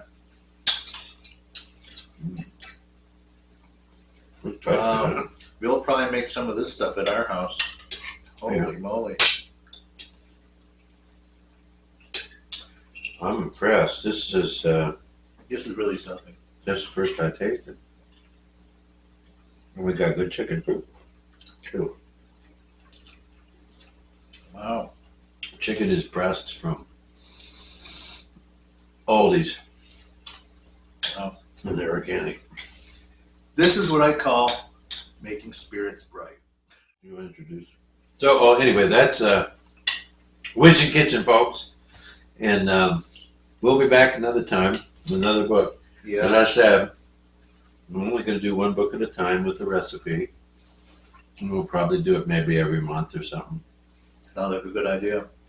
I'll be a ghost by the time I even get close to getting partially through the recipe I hope books. not. I hope not. 230 recipe books, 230 months. So, anyways, what were we gonna? Well, I had something I had a topic in my head. I can't remember now. Was it Thrifter stuff? Yeah, it was thrifter stuff, but we're eating. Yeah. This is that good, kind of throws you off. Yeah. You're thinking there. Did you try some sweet? I should have wrote everything down. Mm. Yeah, you've got.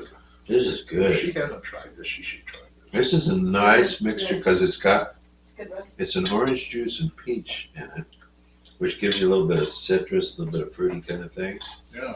But then the chicken has been fried, breaded and fried in a iron skillet or our skillet, anyway. Wow. And it's got some fat from frying it, and you throw that in with the flour from the dressing, and makes a slightly thicker sauce, which has a slightly citrusy and fruity kind of flavor, but it's a little thick, almost like a gravy. You know what It's this just be good? right. It'd be good. With some of Miss Alla's homemade biscuits Oh gosh. with the sauce just put over the biscuits. Yeah. Whoa. Wow. Thank you, Chef. Yeah. Absolutely. Are you done with that? I'll be that crew here. Then we're gonna do Sure. Get everybody, take my hat off there. That's Oh yes. Kitch'n Kitchen. Yes. I'd say that was a success. Whoa, yummy. So we got some things we collected. Oh yeah, we've collected some stuff. Oh goodness. You were going to pull out a recording. I was. So we're starting the thrifter. Okay. All right. So, nice happy meal like that. We're going to move on to PSI's High Plains Thrifter.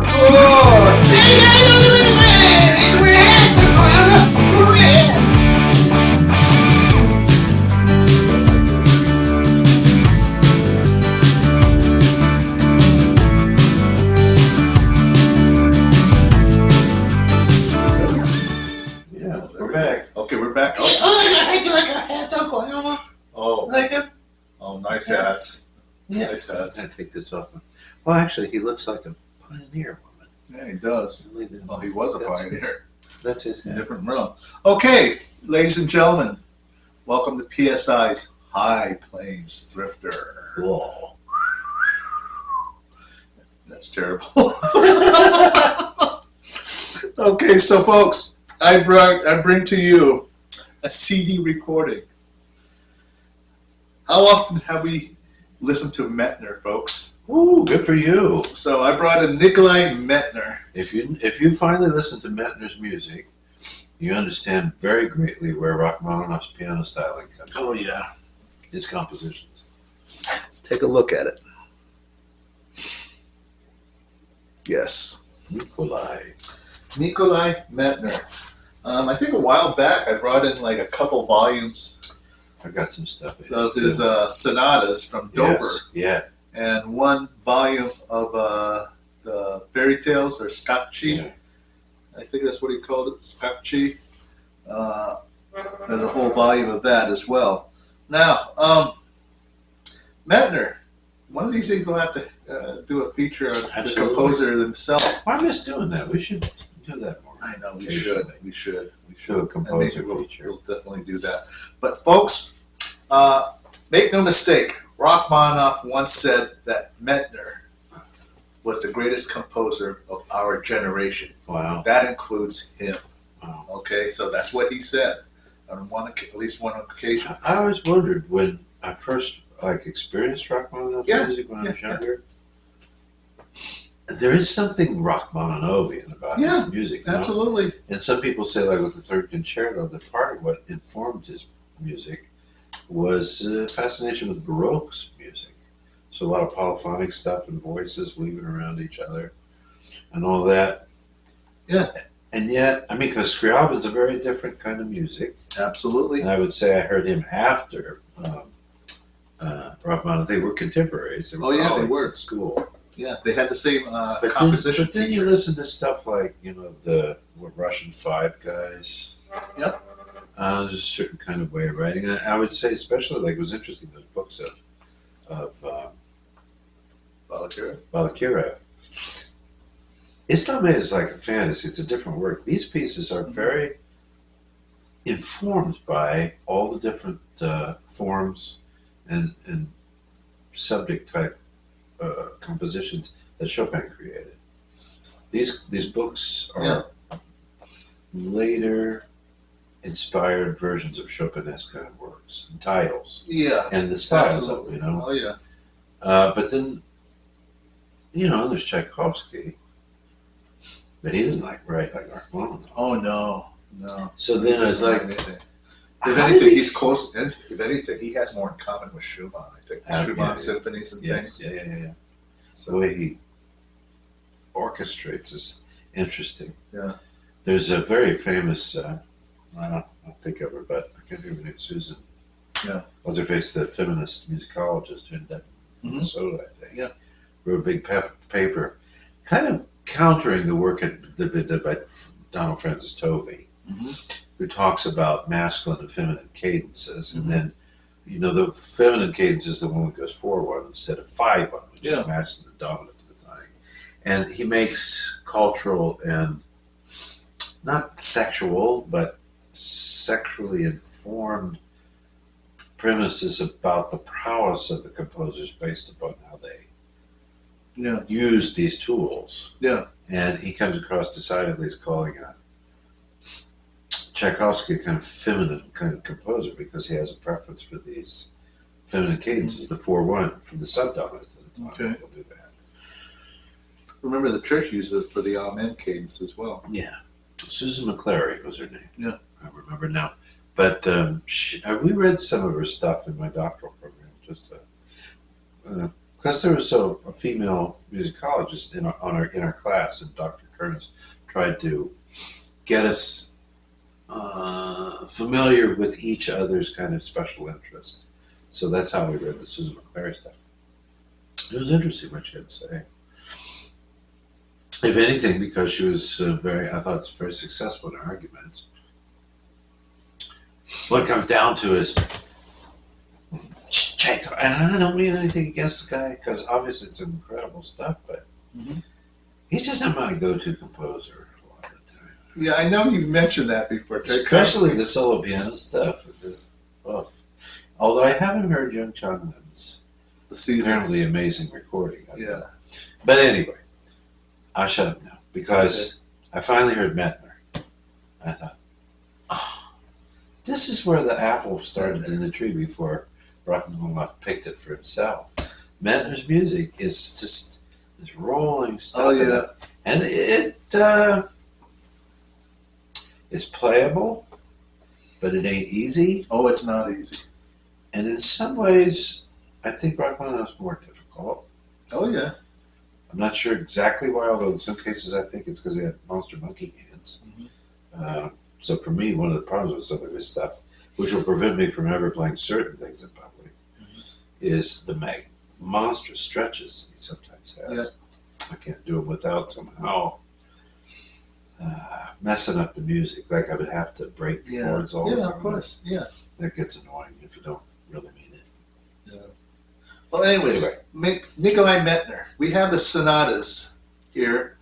On track 1, you have a sonata in G minor, Opus 22.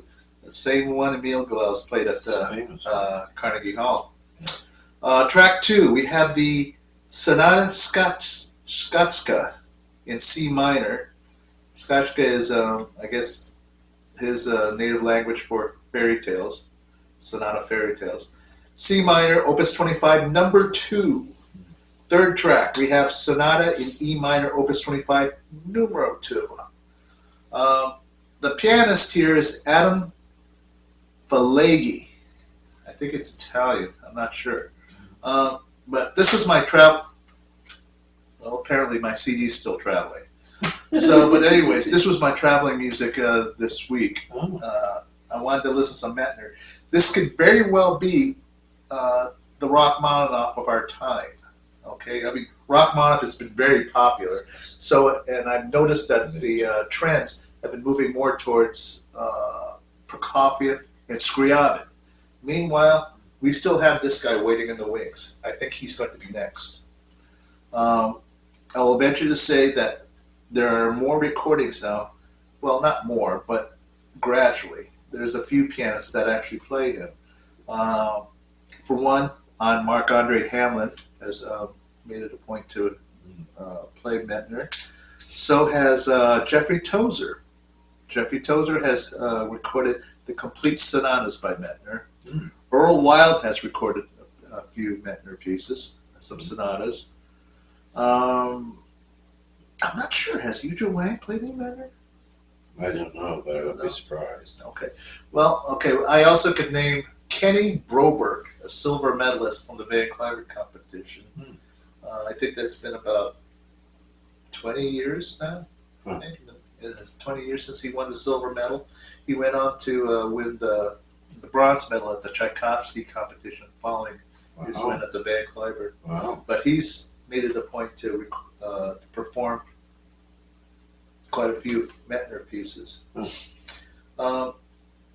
Mettner, from what I know of him, he was a unique student at the Moscow Conservatory.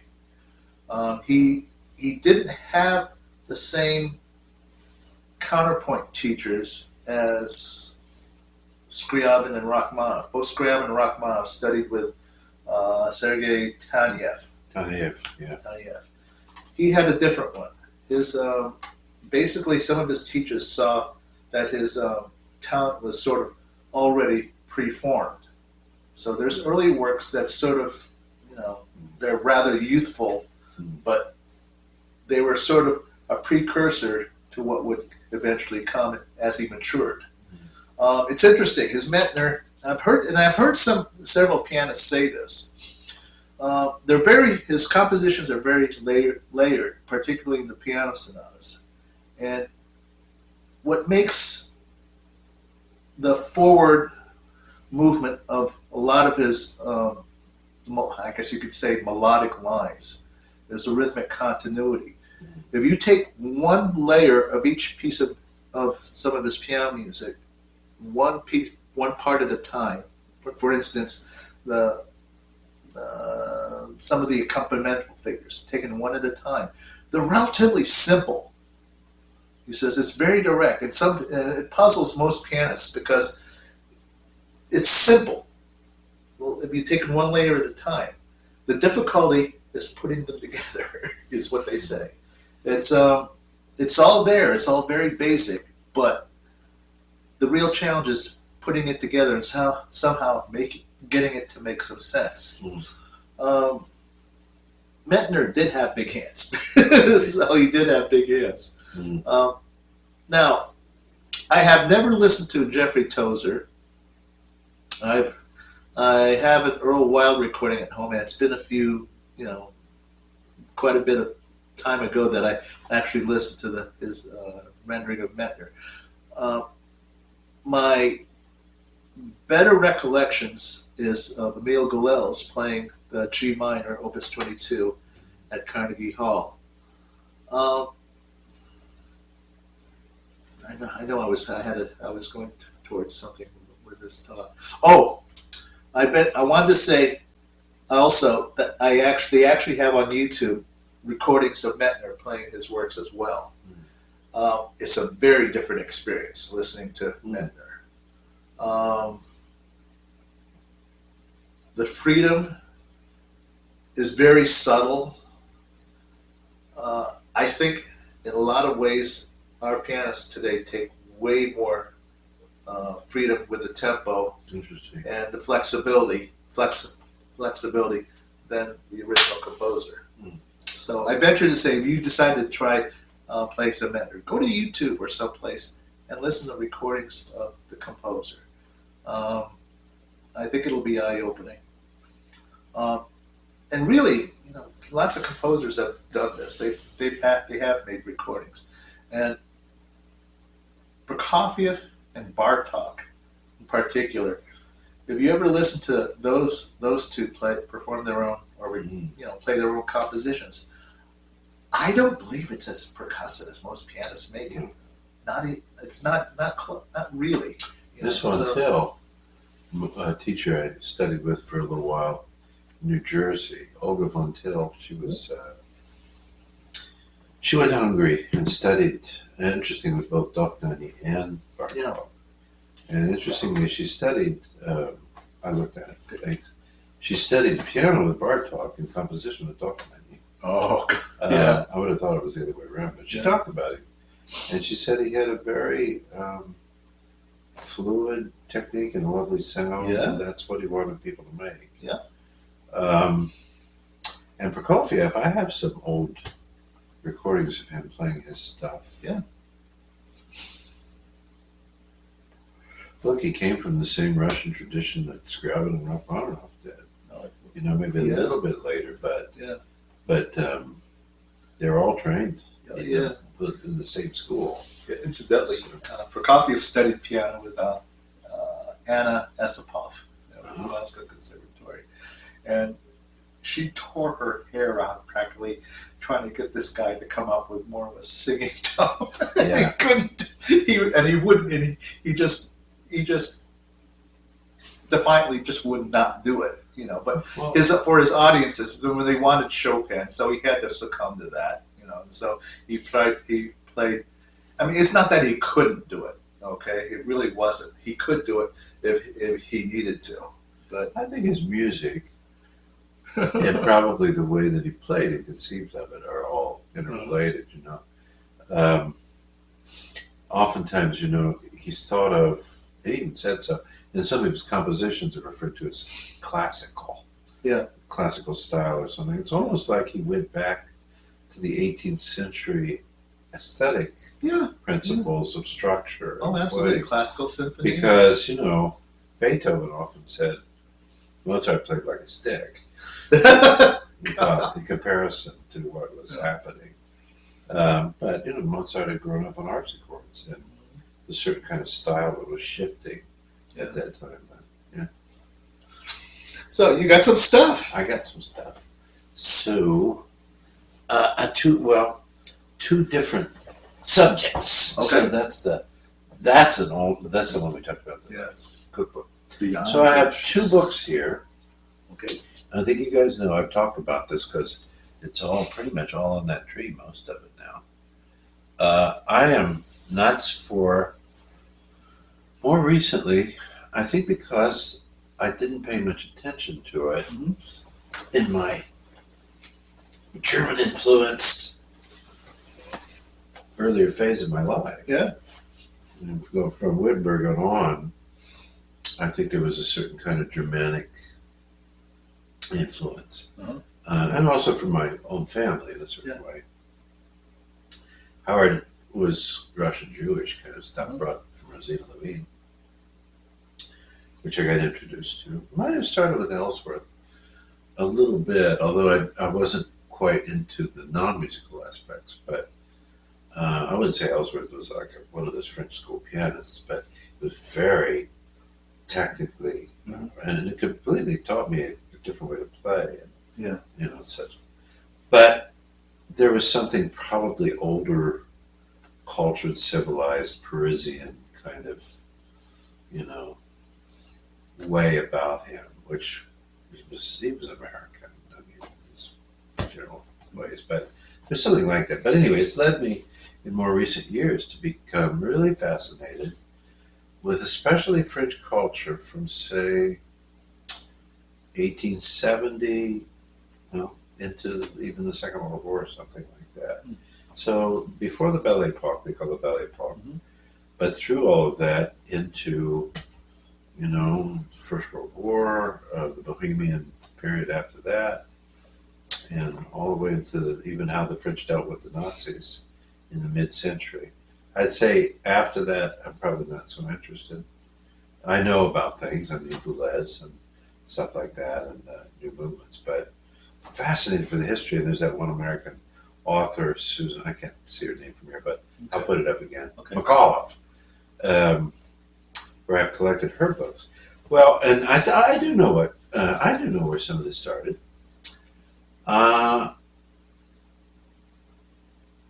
It was when I was studying with Miss Fontaine.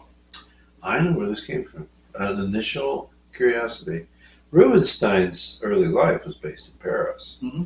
So I was quite fascinated by a lot of stuff I learned there. And then when I was studying with Miss Fontaine that summer in New Jersey, New Brunswick, she lived in, I forget what it was called, Hyde Park or something like that. But I stayed in the place where I stayed, and I had a room that I rented, and the guy that I rented from, he's kind of he slept in into the early morning and the late morning, and then he'd go to work. And then on the weekends, he went out to work on a cabin that he had out in the woods. So I had a place to myself, especially on the weekend. And I had permission to watch the TV in the living room sometimes. Well, back in those years, way back then, they had arts and entertainment, A&E, but it was only local to New York City. It hadn't gone national yet. Wow. And one of the early things I saw was this wonderful play called Gertrude Stein, played by Pat Carroll, the American actress. I'll put a picture up, some stuff about it. I've talked about it before. Magnificent play and magnificently done. It was incredible. So only her, she's the only person. It's a one-person show. Went on for like an hour and a half. I was fascinated with it. And then I got to know about Ellsworth. I would say that philosophically, he was inspired by probably certain French 20th century philosophers. And anyway, I have that interest, I would say, going back to 1870s, one might say, through Gertrude Stein's lifetime. Something like that. So, there was an American woman named Sylvia Beach who came over. Now, this is after Gertrude Stein was already known, actually. So this is after the First World War. But there was American immigration that came over after that time because so many of us had gone over there, American boys, to fight. Yep. And then they came back, they talked about it. And some of them wanted to stay, or some of them went back. And then word got out, and more people went over about how unique life was there. So anyway, this woman named Sylvia Beach, she went over and she started a bookstore called Shakespeare and Company.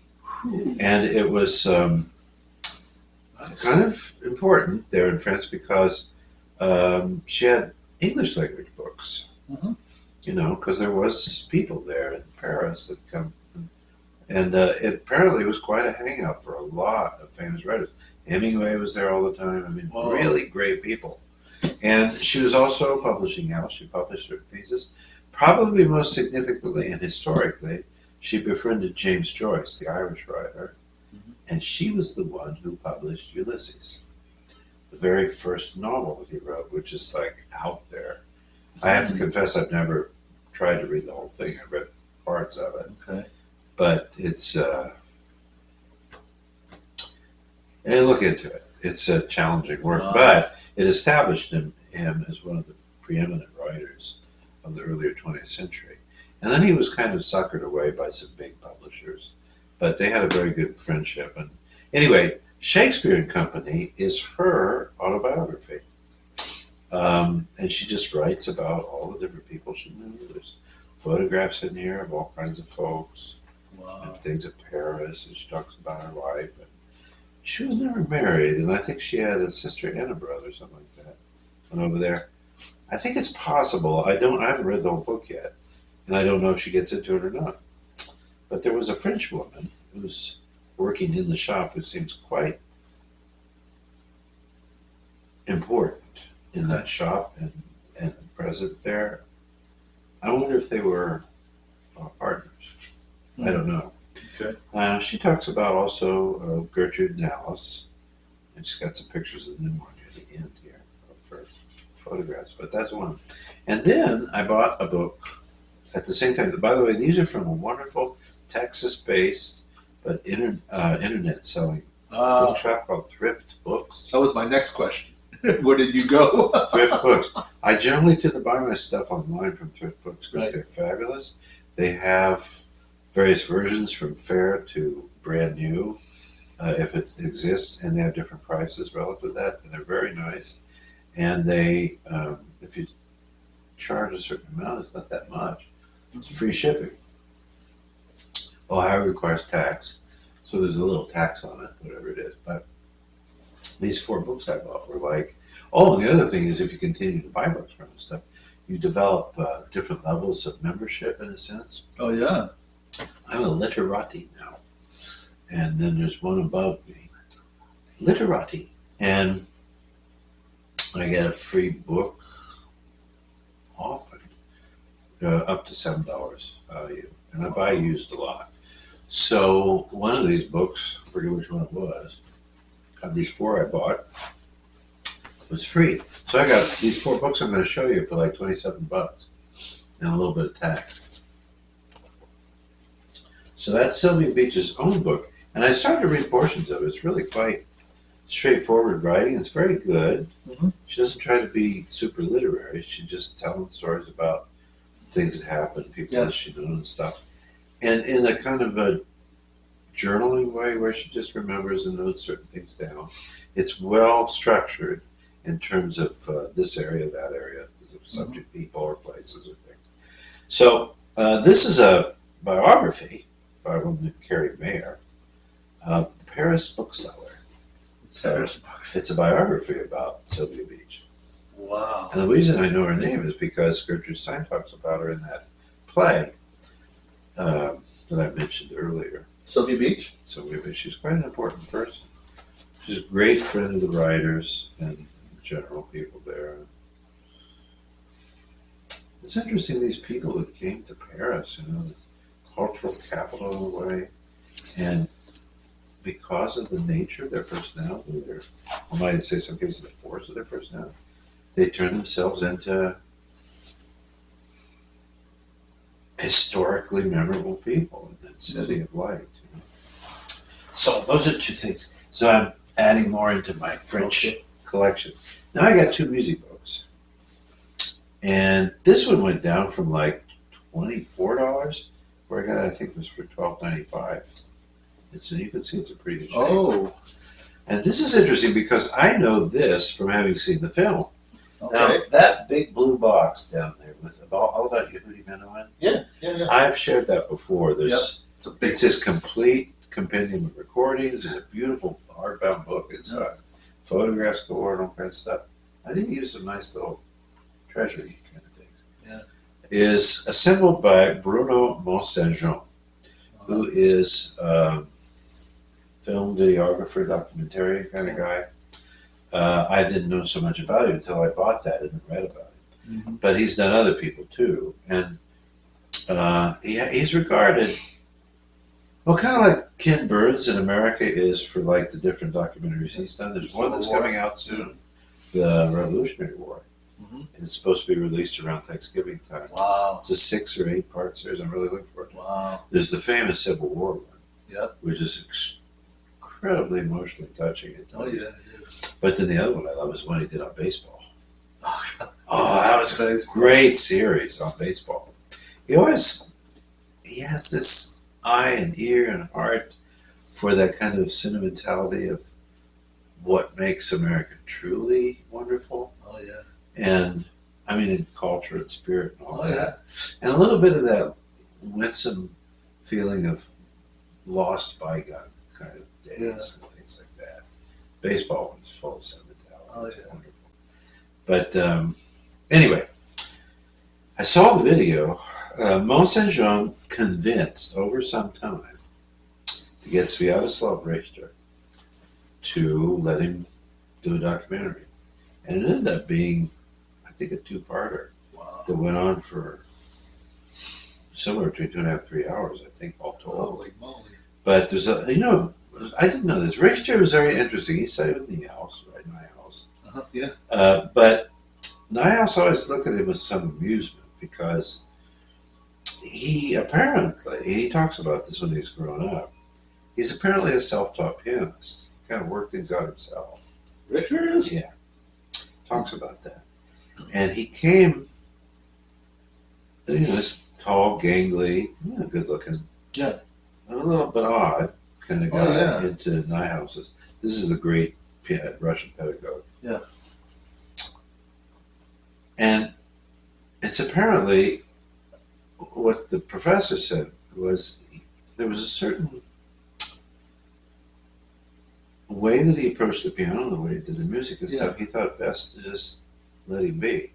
He even thought he was kind of a genius in the sense of one of those that it's just this innate stuff that comes from within and expresses itself, and he didn't really want to influence it in, more classic kind of way. The guy had incredible skills and taught oodles of famous pianists. Oh, yeah.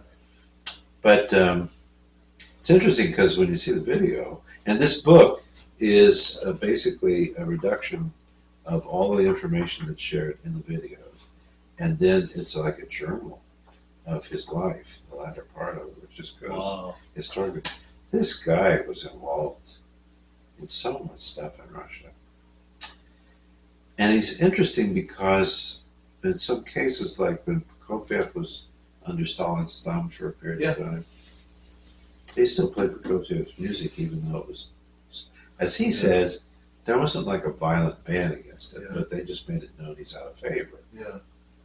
And he said, but what they do, I played it anyway. Yeah. And, he had an interesting life in that. He's a genius. And I have to say, my studio companion at Madison, Dr. Jonathan Sokositz, he was getting his doctorate when I was getting my master's, both of us with Howard. Yeah. He was a nut for Russian pianists at that time, which is kind of new to me because we talked about this, when we were growing up and buying our records from Camelot and stuff like that. First was all the American record producers. Yeah. Then we got kind of the British folks. Yep. And eventually Deutsche Grammophon came along and stuff, but I mean, the only Russian pianist that I know about for sure was Rachmaninoff, but of course, I suppose Ashkenazi because he kind of made a splash in more modern times and such. But and historically, Gil Ellis came over and did some things. I know Richter came to the States and played, but I didn't have much of a cultivated appreciation or knowledge of the Russian pianists. Mm-hmm. Now I've learned of other ones. Who's that old lady that we liked so much? Really Tatiana Nikolaeva. Nikolaeva, wow. She was something. Oh, yeah. And I also like Sofronov. Sofronov. Oh, yeah. Amazing musician. Yeah. And some of these older ones that you hear, I actually have some recordings I managed to score, but then fortunately you can get some stuff on YouTube for free and listen to some of these people play. But what I came to admire about Richter through the videos, and I've kind of looked through the book, I haven't had a chance to read it yet. I just had it just for a few days. Mm-hmm. I had the impression that he was a bit of a snob with his nose up in the air and just really weird and just closed himself off from the world. No. What I might say in this day and age? It's very possible he's one of these spectrum people. What they say on the edge of autism or something like that. Yeah. They're inevitably incredibly intelligent and their minds just and they have these abilities to do stuff. They go polymaths and different things like that. And one thing about them is there's a certain uniqueness about their gifts and their stuff where it's godlike enough and amazing enough, like Nyhaus felt. You don't want to really mess with it. Just let it be. Yeah. And he had enough sense to do that. And this guy played at amazing events. He talks about playing in an orchestra or something, a musical ensemble for 3 days at Stalin's funeral. I mean, just all kinds of things, and people he's known and stuff. But the interesting thing is, like, some of these people, like Rostropovich, was more than ready to leave the Soviet Union. Yeah. He played at the wall when it came down with his cello, and was the director of the National Symphony and all that. Richter never felt any compulsion to leave his culture. Yeah. He didn't even go to Europe like some of them did, Ashkenazi. Eventually left his first wife and married what was that country he went to? Iceland. Didn't he marry an Icelandic or Danish so. woman? I don't know. Sure. So if you want to show it to him. Sure. But I got this for $12.95. It's in really good shape from Thrift Books. And I really recommend. was strong. And, You know that? what's that? He's strong. Yeah. I mean, you could just tell from. I tell you, there's the YouTube video of him playing Revolutionary 18 by Chopin, and Yeah. it's It's an uncanny facility that- for the keyboard. and this Yeah. da da Yeah. that thing. Then the when the theme finally returns at the end, dun da dum da. You know, that's interesting because when I saw a portion of that documentary where he's playing the Tchaikovsky B flat minor, he's a big boy, Yeah. tall, you know, and he makes it look easy when he's playing on the piano. You know, there's a facility which is quite interesting. So I'm saying this as basically ignorant. Yeah. Because and I almost, for whatever reason, I didn't get into Richter because I'd heard certain things about him, which turned out I discovered I don't think were true. Yeah. And you know, he definitely had a following over here in this country. Yeah. But I don't think in the same way that, for example, Gilels was better known in the West. Oh yeah. Who else? I mean, Ashkenazi. Ashkenazi. Lazar Berman. Yeah, eventually Lazar Berman. I have the list, Ani de Pelerinage collection, Yeah. that was released through the record buying That's club. devastating. When I listened to that the first time, it was like, it's oh, it's devastating. not quite as It's alarming and as wild as Urban Narachotzi's Oh, recordings God. when they recorded him as an old dude. Yeah. Like, wow, but the guy did get sonorities on the piano. Yeah. But it wasn't ugly, but they were massive. But Yeah. Richter, like in the Tchaikovsky places, he could get these really big sonorous sounds that wouldn't have it. Yeah. So I would say I'm kind of a fresh kid on the block when it comes to really knowing and appreciating Richter. I've seen things, I've heard his performances. Yeah. Maybe what I'd say, people might just say, oh, you're ignorant, you don't know what you're talking about. I don't find him the most poetic No. of artists. Yeah. Right? Yeah, you're right about that. I mean, he's not certain- even the lyricism Yeah. is sort of. Yeah. Yeah. The lyricism is not. I mean, the rubato is not really in it. I don't feel this is part of his makeup. The Yeah. rubato is kind of funny. I mean, it's not as well. I don't feel it's measured as well as some others I know.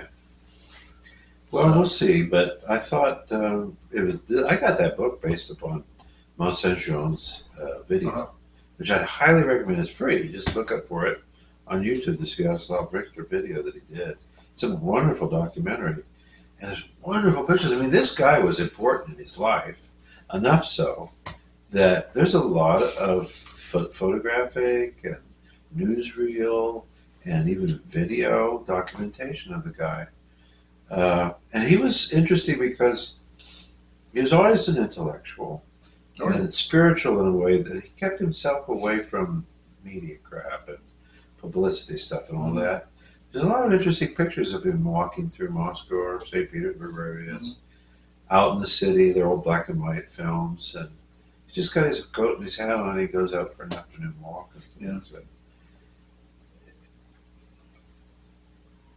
And then he's an old guy when he does the documentary, and he has amazing memories. Yeah. And Mont Saint Jean said that at first, well, he tried for a while to get him to agree to do the documentary. Nah, I don't do that stuff.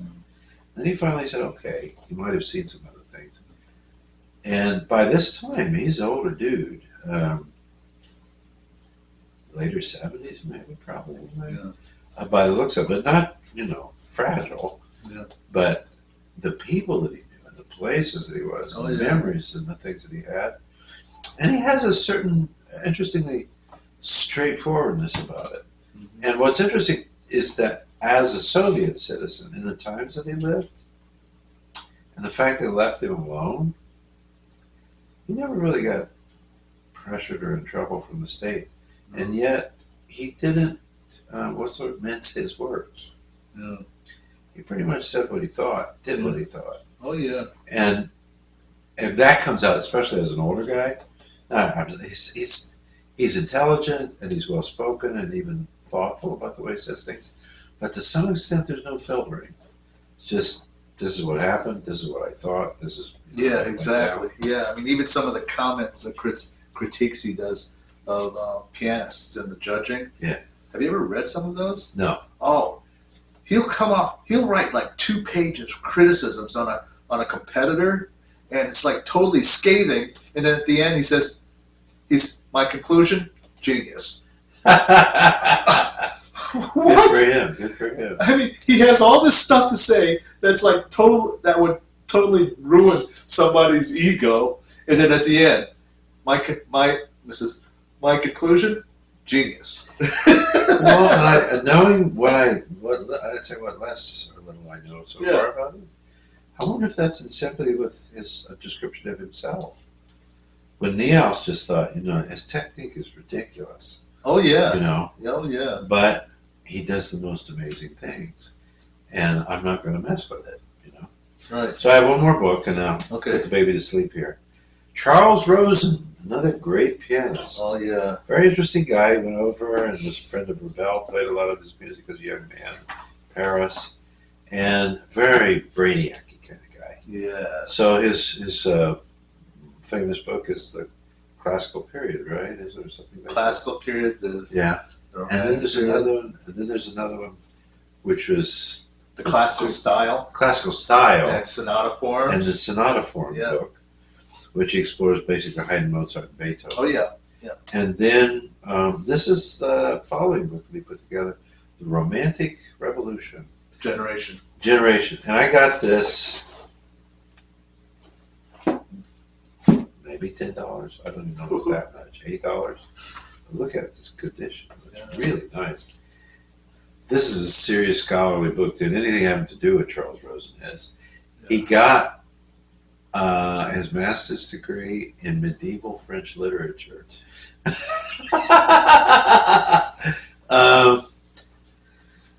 So again, you'd show it, Josh. It's beautiful. The interesting thing is, and some people complain, well, it's not really the Romantics because he never gets to Verdi and Wagner and all kinds of people like that. Do you have the CD? No, it's not with it. Oh. It didn't come with it. I only realized it afterwards. There's no CD. Apparently, he probably played or provided recorded examples. But the book's there anyway. It says performing Chopin Liszt and Schubert. Yeah. Wow. There would have been examples, yes, in the book. That would have been But nice. there's no mention of it, and I don't even see a sleeve for it in the book. So it must have been removed. I don't know how it worked. But I heard Charles Rosen twice. One of the times was, I don't know how they arranged it. There was an interesting music professor at Antioch College in Yellow Springs years ago. I knew the guy. He was a one-man music department down there. Of course, it was a small place. And they weren't in the best condition financially back in those days. But he, I'm sure, is the one that did it. He managed to get Charles Rosen come to Antioch College in Yellow Springs and play a recital. And it was a very interesting program. I don't know if there's a third piece in there, but what I do remember was the second Beethoven Sonata in A major. Yeah. And he really royally screwed up a few times, the rondo and the fourth movement. It's Because every easy time to. he makes more notes and more strange. Yeah, that's easy. And at least twice he would. Hard. Yeah. But then, the second half, Night Fantasies of Elliot Carter. Yeah. I got to hear that live, played by Charles Rosen. I think he might have been the dedicatee, possibly. Was it written for Possibly. him? I have a recording of Ursula Oppens. Oppens, yeah. I heard Oppens a few times. Strangely enough, playing Mozart Concerto with Springfield Symphony Orchestra. Huh. But I have some recordings of her playing some amazing things. But this. But Rosen, man, he was a force to be dealt with. He played Debussy back in the day, and he even did some of those wild old pianist transcriptions. Yeah. From the turn of the 20th century. I have Early a on. recording of him doing the Don Juan fantasy. Yeah. Somewhere.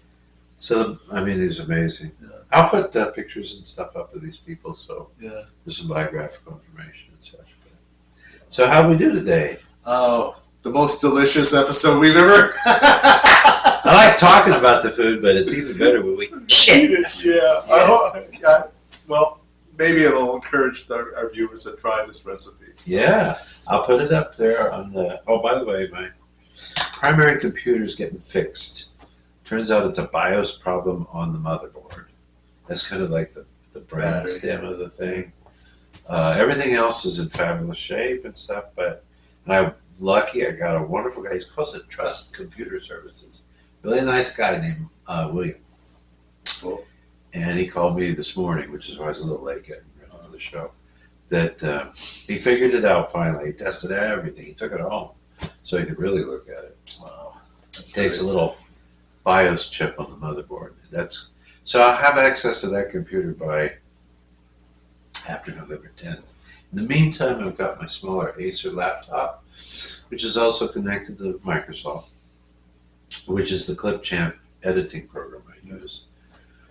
I think I only like 13 minutes left to do our last show to finish editing, and my computer is just.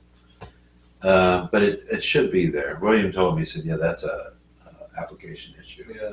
So hopefully I get that done. I can even probably work on editing this one on the laptop. But we should, we'll be rolling. Okay, good. Well, folks, happy Halloween out Yeah! there. It'll be trick-or-treat time in a few hours here. I should have said this at the beginning of this episode. If you like our show, you like us, you like our conversation, you like our food, please comment, like, and subscribe. We could use it. All right. Say happy Halloween. Please come back. Happy Halloween, Uncle. Thank you for visiting. Yeah. Have a good, folks. This is I'm Mark. I'm Elmer, and we are Mark and Elmer's PSI PLC Investigations. Bye-bye, everybody.